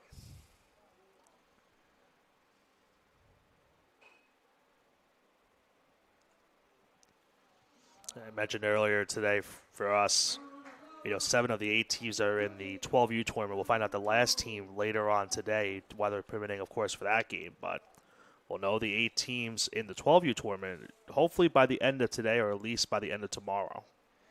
Is it a disadvantage to be among the last teams to qualify playing a bit later in the week? I would think because of the delay, I think the extra day might be a little bit of a disadvantage because you have a couple of days of rest, but that's about it. I think you would like to get that game in today. They might be playing. They might have potentially moved it up earlier, potentially, maybe playing now just to get it done. We'll have to see. I assume the pitch count would not reset. I don't know. I wouldn't think so. That was hit pretty well, but short in left center field. I think the pitch counts would still apply. So if your game scheduled for today was not played and ultimately pushed back another day, that could really impact you in terms of what pitchers are available for you. Yeah. I would think they probably moved the game up today and try to get it done before the rain came in just to avoid that being a scenario. What was the scheduled start time? I don't think it said it exactly what time it was on the website that I had. I would have to look. That was it for SJS in the meantime. It's now Massapequa Coast and Bennett Catherwood coming up.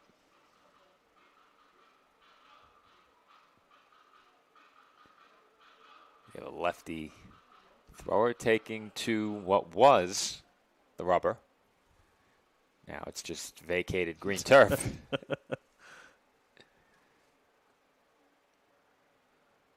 Of course, his father throwing to him right here. The manager of this Massapequa Coast team.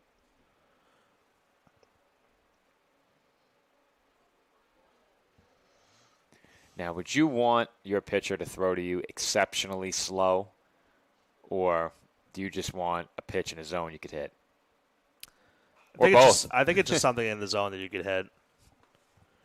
I didn't really have a tendency when I was playing, if I had a preference of hitting, a fastball or something off speed, I would just more look for something that I thought I could maybe make contact with and try to, at least get something and make it contact. How's with that one. for contact?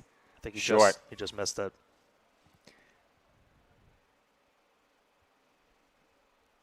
I think it just comes down to you need to, you're looking for something that you think that you can make contact with and you can get enough of.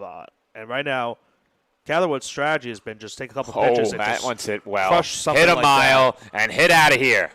And Joe, look where he hit it to basically his teammates out of left center. They have a sign, too. It says blast one. Was it a hit it here sign? No, it says blast one.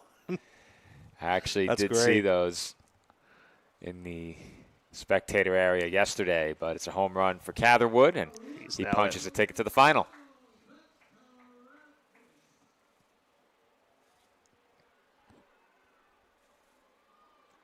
With the teammates deliberating on who was going next. Kyle Venturidis.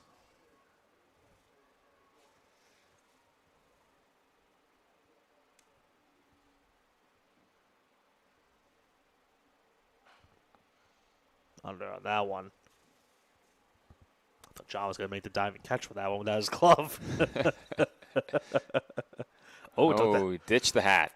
Honestly, I respect that. I like that a lot. I think this is another one where I don't think Backwards hat, man.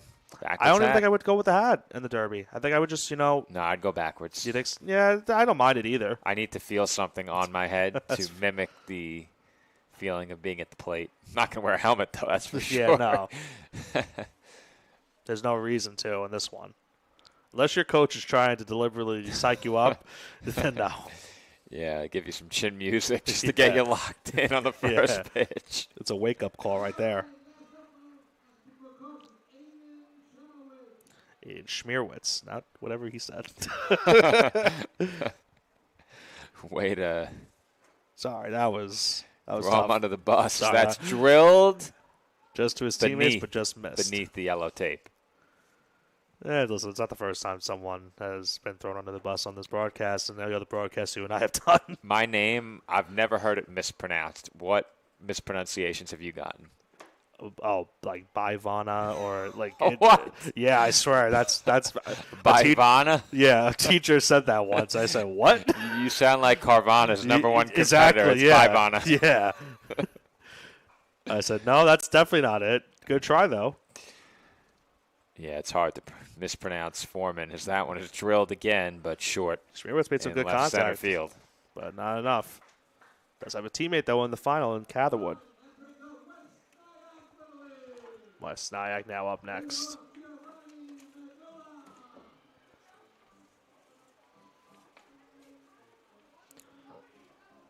I believe Giovanni came up to you earlier and was asking you when he can start practicing. He was ready to go bright and early. His team, of course, probably the easiest path out of everyone in that American pool. A 2-0 record, 1 win away, get you in. It feels like even at 2-1, they probably are in a good spot still even to make it then.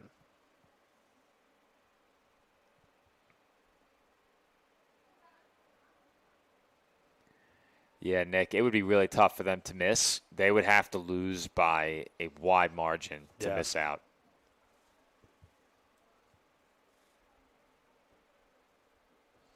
In that game yesterday, we saw, early on they had a nice lead. It didn't look like initially it was going to turn into the game that it didn't turn into, but their bats really came to play at the end of that one, having almost, I think, 10 hits, I think, in that one. In terms of how comfortable your spot is, that was big. That ball hit so high, I lost it, Nick. I lost it, too. But that big inning they had at the end of the game yesterday against Vestal, that really puts them in a comfortable spot. Again, nothing is ever a sure thing. You're playing to win as that's hit deep to left center and Just a bit missed. short. Medulla thought he had it. Did miss by much. But that big inning at the end of the game puts them in a much more comfortable position. I almost think if they go to 2-1, as that's hit deep to left, and again under the tape. But they won their first game by just a run. They won the game yesterday by 9. Yeah, that one inning, they batted, 12 batters or more than 12 batters in that one inning itself?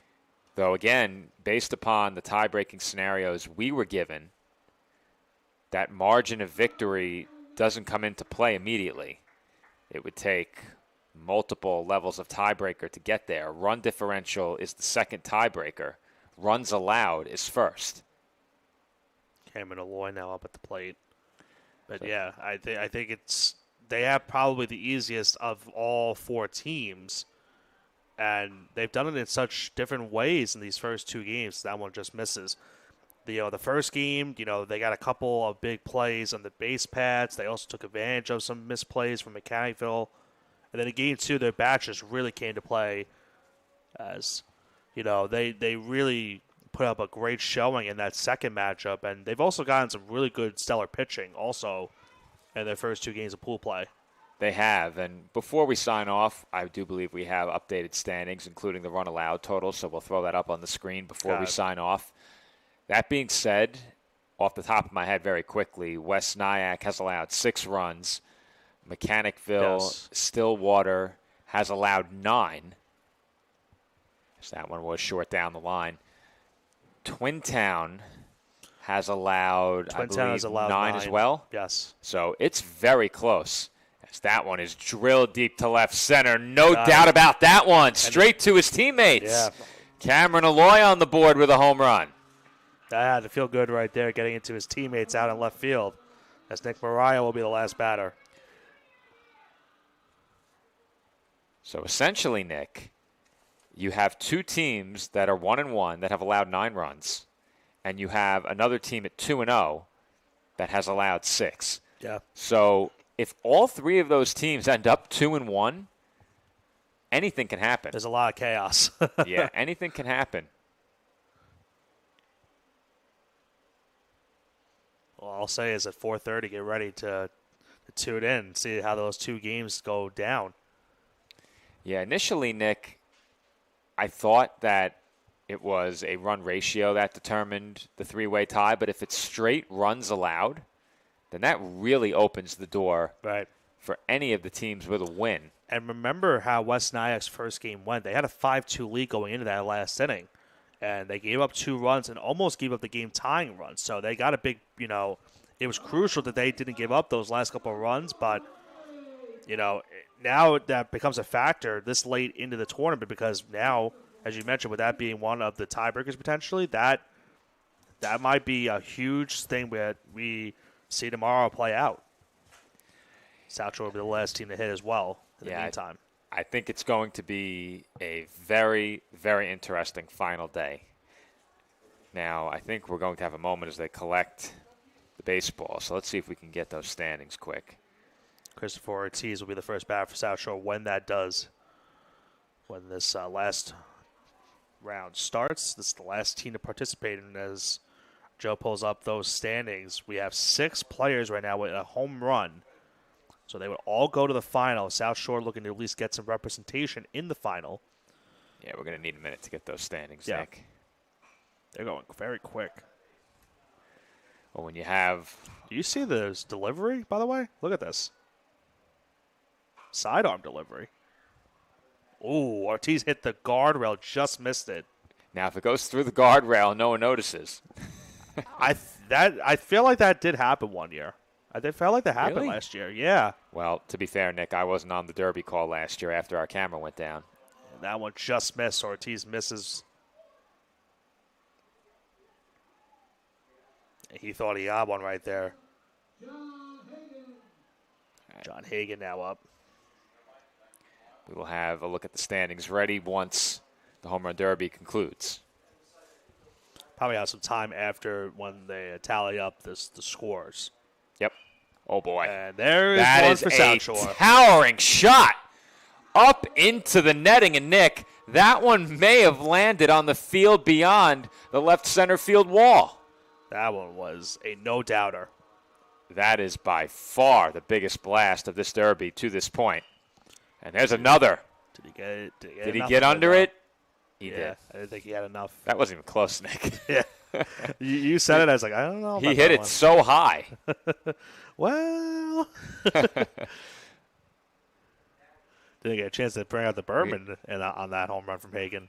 There you go. Back, gone. And that one was another no-doubter. Sure was. Thank you, John Hagan. Cue the sirens. The reverse jinx. First player with 2 home runs. Does he just win? No. We've had this happen before. He does not. I think that happened last year, if I'm not mistaken. Could be wrong, though. This is Joseph Romero batting. Wonder if he has any relations to Jake Romero, who we saw last year for South Shore. Or I believe 2 years ago. Yeah, I think Yeah. so. 2 years ago. He was on the roster last year, but didn't Yes. play. Yes, he was on. I forgot. He was playing the International. Yep. I think he just missed that one. He definitely did. Well, Hagan has 2, so we will have, let's see, 7 players, I think. All right, they're counting it up. So, Nick, here's a quick look at the standings. The big number is that runs allowed column when it comes to a tiebreaker. That is the first tiebreaker unless it is just 2 teams that are tied. Then it would be head-to-head. Right. But as I said, Nick, in the American pool, if you have 3 teams that end up 2-1, Yeah, it's going to become wide open. It depends on how many runs you give up. it's going to come down to, in all likelihood, a very slim margin in the runs allowed column. Right now, West Nyack only with an advantage of 3 runs allowed over Mechanicville, Stillwater, and Twintown. And we know that Twintown can score after what they did in their first game, scoring 11 runs.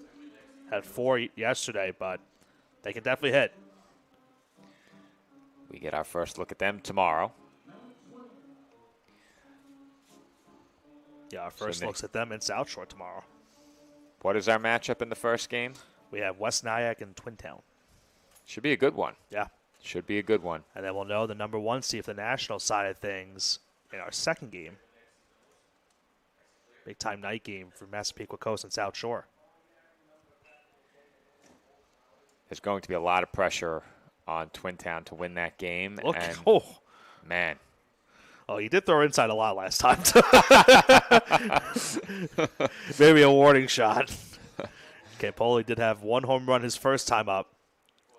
I think is that the third one he hit on the net? Right back at him. Last swing here. The old Adam ball. But I mentioned pressure tomorrow on Twintown as Mechanicville Stillwater. Based on the scoring so far, you would expect them to be a favorite in that game.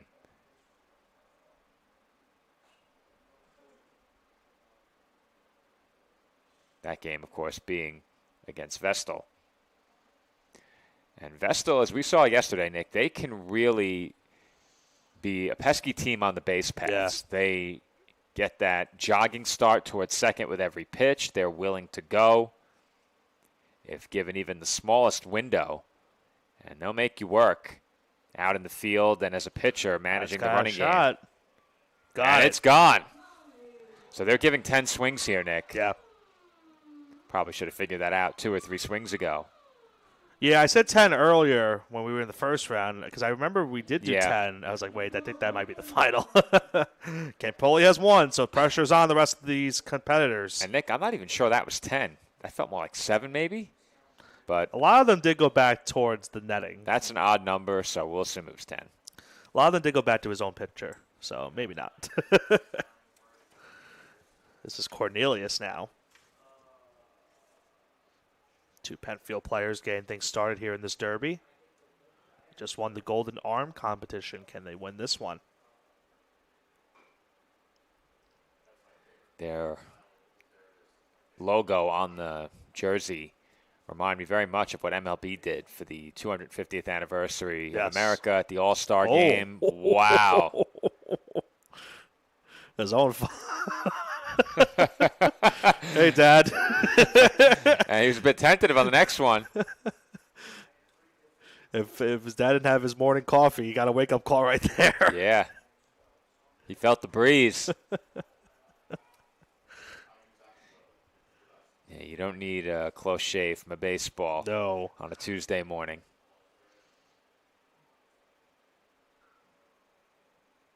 Yeah, that was never fun. I had a line drive when I was playing third base one time, hit my face, then went in my glove, and someone said, "How did that happen?" I said, "I don't know." That's deep to center end. Oh boy. He got some help. He got some help from Twintown on that one. Yeah, Nick, I don't think that was over. They're gonna. They gave him the home run. I think that was a robbery. That's the Jeffrey Mayer, Derek Jeter catch right there. Yeah, I mean.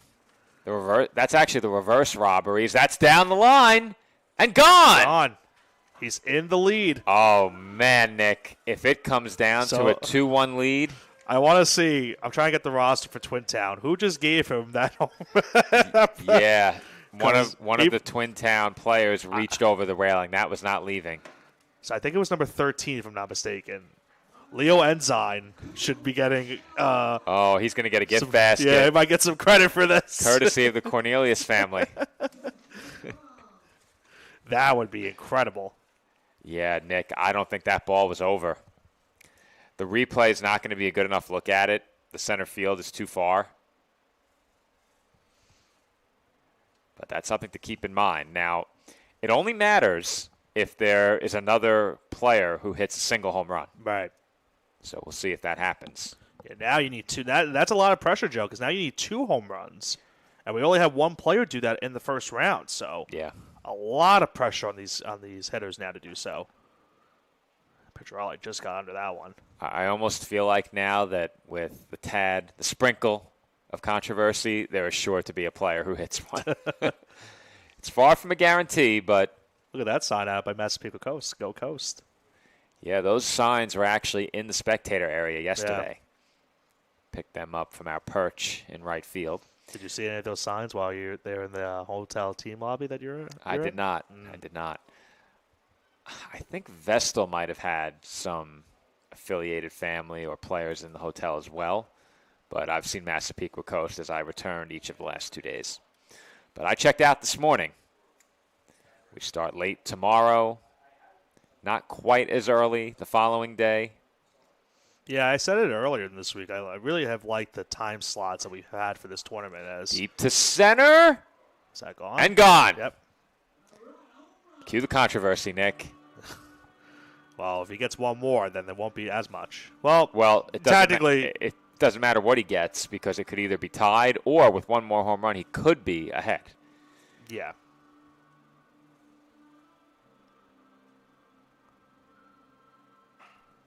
And I think he I did think it. He got 2 there for sure. That's gone.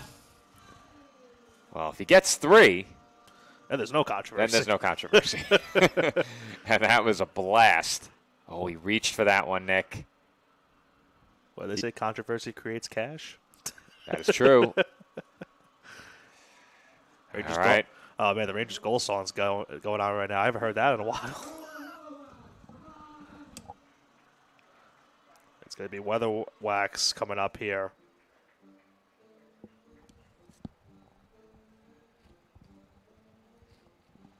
Weather Wax from Twin Town, looking to make a big impact. Now needs 2 home runs.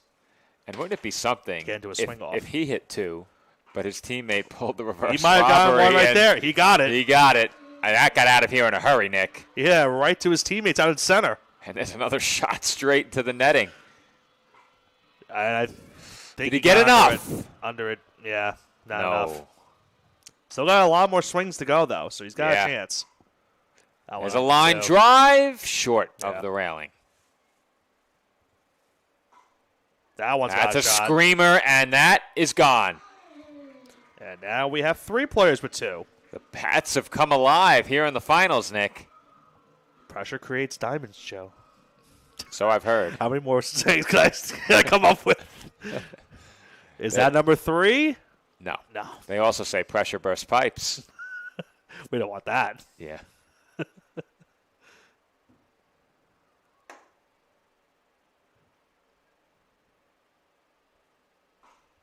Line Oh, drive it's to another center. scorcher. My Short. goodness. Yeah, that ball was Yeah, smoked. this is our first time seeing this Twin Town, team itself in terms of hitting, and this is any indication. Tomorrow is going to be a very interesting game with them in West Nyack in terms of the bats. We have 2 very intriguing matchups tomorrow, Nick. So Weather Wax finishes with 2. We have 3 players with 2. You need 3 right now. Looks like might be the game clincher. As Catherwood will come up here from Massapequa Coast. Only fitting that we might get another swing off this year after having one last year. A 3-way swing off as of right now. I'm trying to remember, how many did we have last year in that swing off? It might have been 3 also. I don't remember because I wasn't on headset. I think it was 3 also. I know we had one for baseball 2 years ago. Yeah, I think for the baseball one last year was not. I think it was 3 also, but maybe I'm wrong. Okay, so you're talking about the baseball. I am talking about the baseball one. Yeah, I think there was 3 also last year. There's one deep to center and Got gone. How about the leather flashed by Twin Town out there? Twin Town They've gone to work. made some big plays. And there's that's another. 2. No doubter. West Nyack with the snag.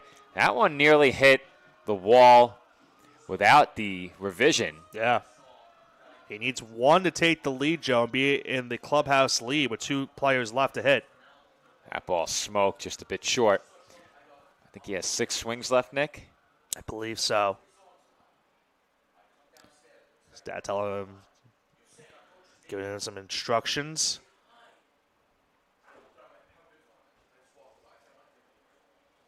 Wonder what's more pressure for the hitter or the pitcher at this point, especially when it's a father-son connection.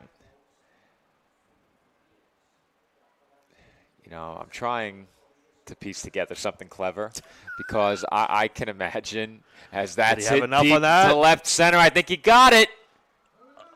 No. I didn't think he did. It looked like Oh, Nick, they pulled the tape came down. Yeah, They pulled the tape down.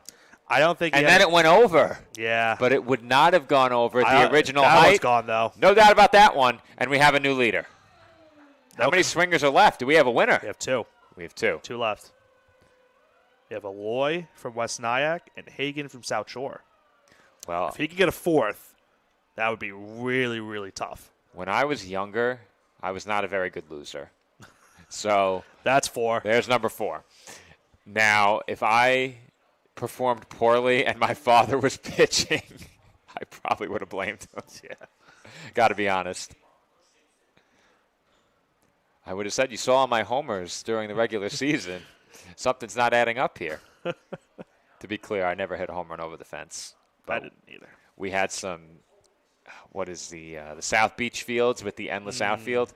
Yeah, I had a couple of home runs into the Yeah. endless outfield. That's something. Yeah. I think I hit 2 or 3 career home runs that rolled endlessly in the outfield. That's And I'll tell you, Nick, you'll take a home run anyway, even if it's an inside the park home run. You know, it's not the traditional home run. You take it regardless. at 10 years old, I was 5 foot 135. It took a lot for me to get around the bases.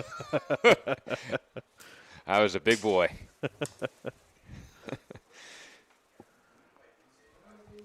Hit that growth spurt a bit early. And then all of a sudden it stopped. I thought I was going to be NBA ready by the time I was in my late teens, and it just never happened for Yeah, me. they had the scouting tape already. They were ready. They were like, who's this future center? The scholarship money was getting ready, of course. Yeah. Everything. Yeah. The College of Staten Island was ready to come calling. Yeah, of course. I was going to be the next big thing. Then I only grew to 6'1". They said, well, he's not a center. Can he do broadcasting? That might work. Sure enough, it has. Well, of course, for those who don't know the story, my partner here at PDF, David Pizzuto, I took his class, and the rest is history. Took his sports management class. He got me into broadcasting, and we started PDF, I think it was 4 years later, 3 or 4 years later. Yeah. All right, Cameron Aloy at the plate here. They had to gather the baseballs. Well, now you need 4 home runs to at least force a swing off. So Yeah, it's a going lot, to be tough. A lot of pressure. If you don't have one within the first 3 or 4 swings, that's big-time pressure. Yeah. You have to have at least one in the first 2. I think That got a lot closer than I thought, Nick. Yeah.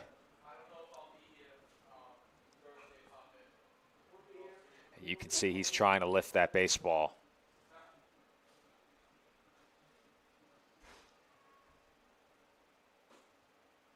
Yeah, he's just under on that one. I think he has 6 swings left. Believe you're right.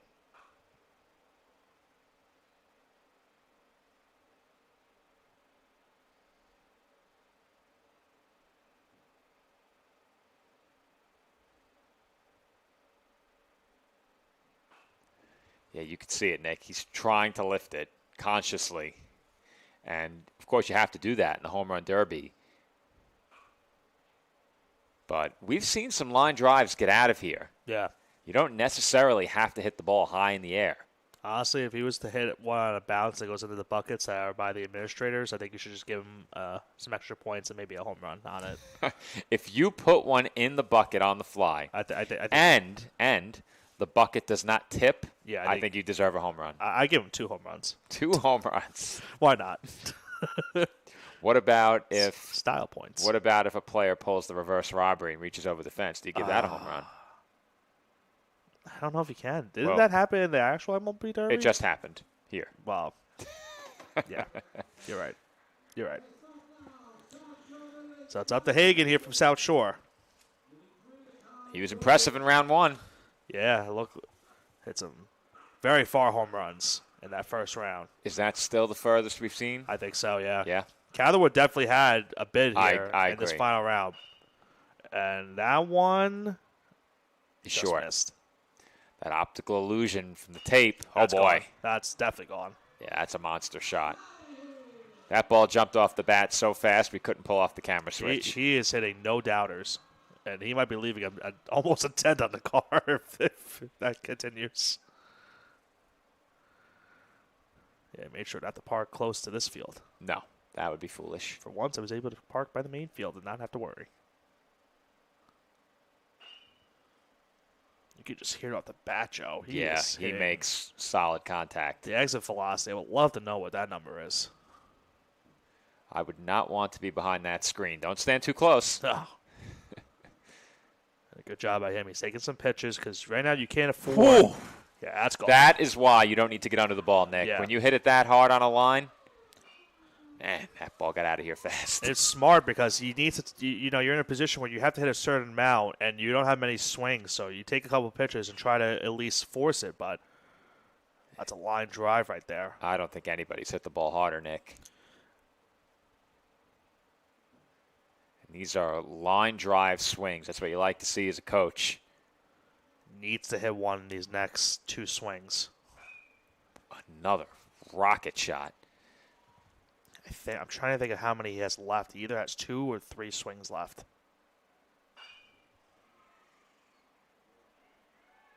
Yeah, that's it, Joe. Catherwood wins it.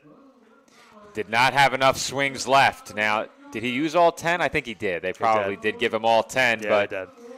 As you said, Nick, Catherwood the winner of the Home Run Derby. Cue up that graphic, and you get a look at the celebration close to first base. That does wrap up our skills competition.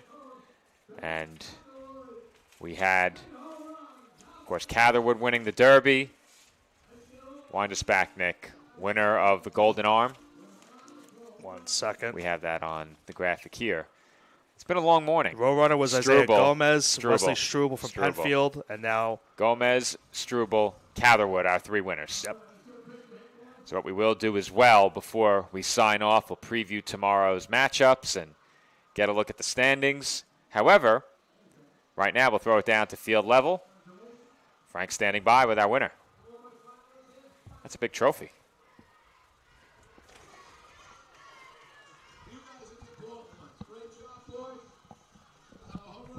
Champion, New York State!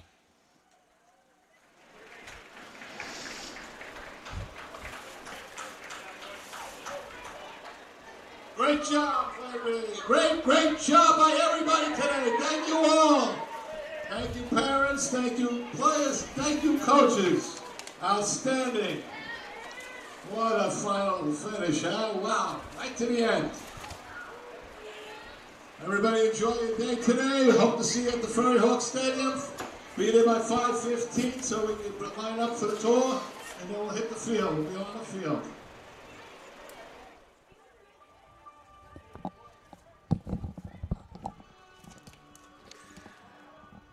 All right, Nick, next stop for these players, Staten Island Ferry Hawks. As you heard over PA, they are getting a tour of the stadium later and will be recognized ahead of tonight's game, weather permitting. Fortunately, for our skills competition this morning, the rain held off. We stayed dry. You and I, of course, up in the press box, but it was a very fun morning of competition for these young athletes, and tomorrow they get back to pool play where 2 more semifinal spots will be decided. Nick will throw up the standings one final time as well, and then, of course, I know you have the schedule in front of you. I gotta look one more time at our standings going into tomorrow. Let's bring you the matchups we have tomorrow. We get things started on the American side of things, Joe. On this field, the senior minor field, Dave and John will have the call for Mechanicsville, Stillwater, and Vestal. That, of course, you see on your screen right now. Mechanicsville 1-1, Vestal 0-2 on this pool play so far. It's obviously simple for Mechanicsville. They win that game. They force pressure on Twintown, who you and I will be calling for the first time this pool play. They take on West Nyack. West Nyack, of course, having the most simple of paths. They win, they're in. They lose, they cannot give up a certain amount of runs in that game tomorrow against Twintown. So we know that will be the American side of things. On the national side of things, we already mentioned it. The 2 semifinalists are already clinched. We will have that call, you and I. South Shore versus Massapequa Coast. It all comes down to who will get that number 1 seed and take on the number 2 seed for the American side of things in the semifinal. The other matchup that will be taking place on this field, St. James Smithtown against Penfield. Dave and John will be on the call for that one. Should be a lot of fun tomorrow afternoon into the evening. Of course, you and I on the major field. Dave and John here at the senior minor field. But until 4:30 tomorrow afternoon, this has been Joe Foreman alongside Nicholas Pavona. As you see on your screen, the standings leave us with 2 spots in the semifinal to be decided tomorrow. Tune in beginning at 4:30 for the games which will decide the winners in the national pool and the American pool, as well as the final 2 semifinalists in the 2026 10U New York State Little League Baseball Championship. Until tomorrow, everyone, thanks for watching and enjoy the rest of your Tuesday.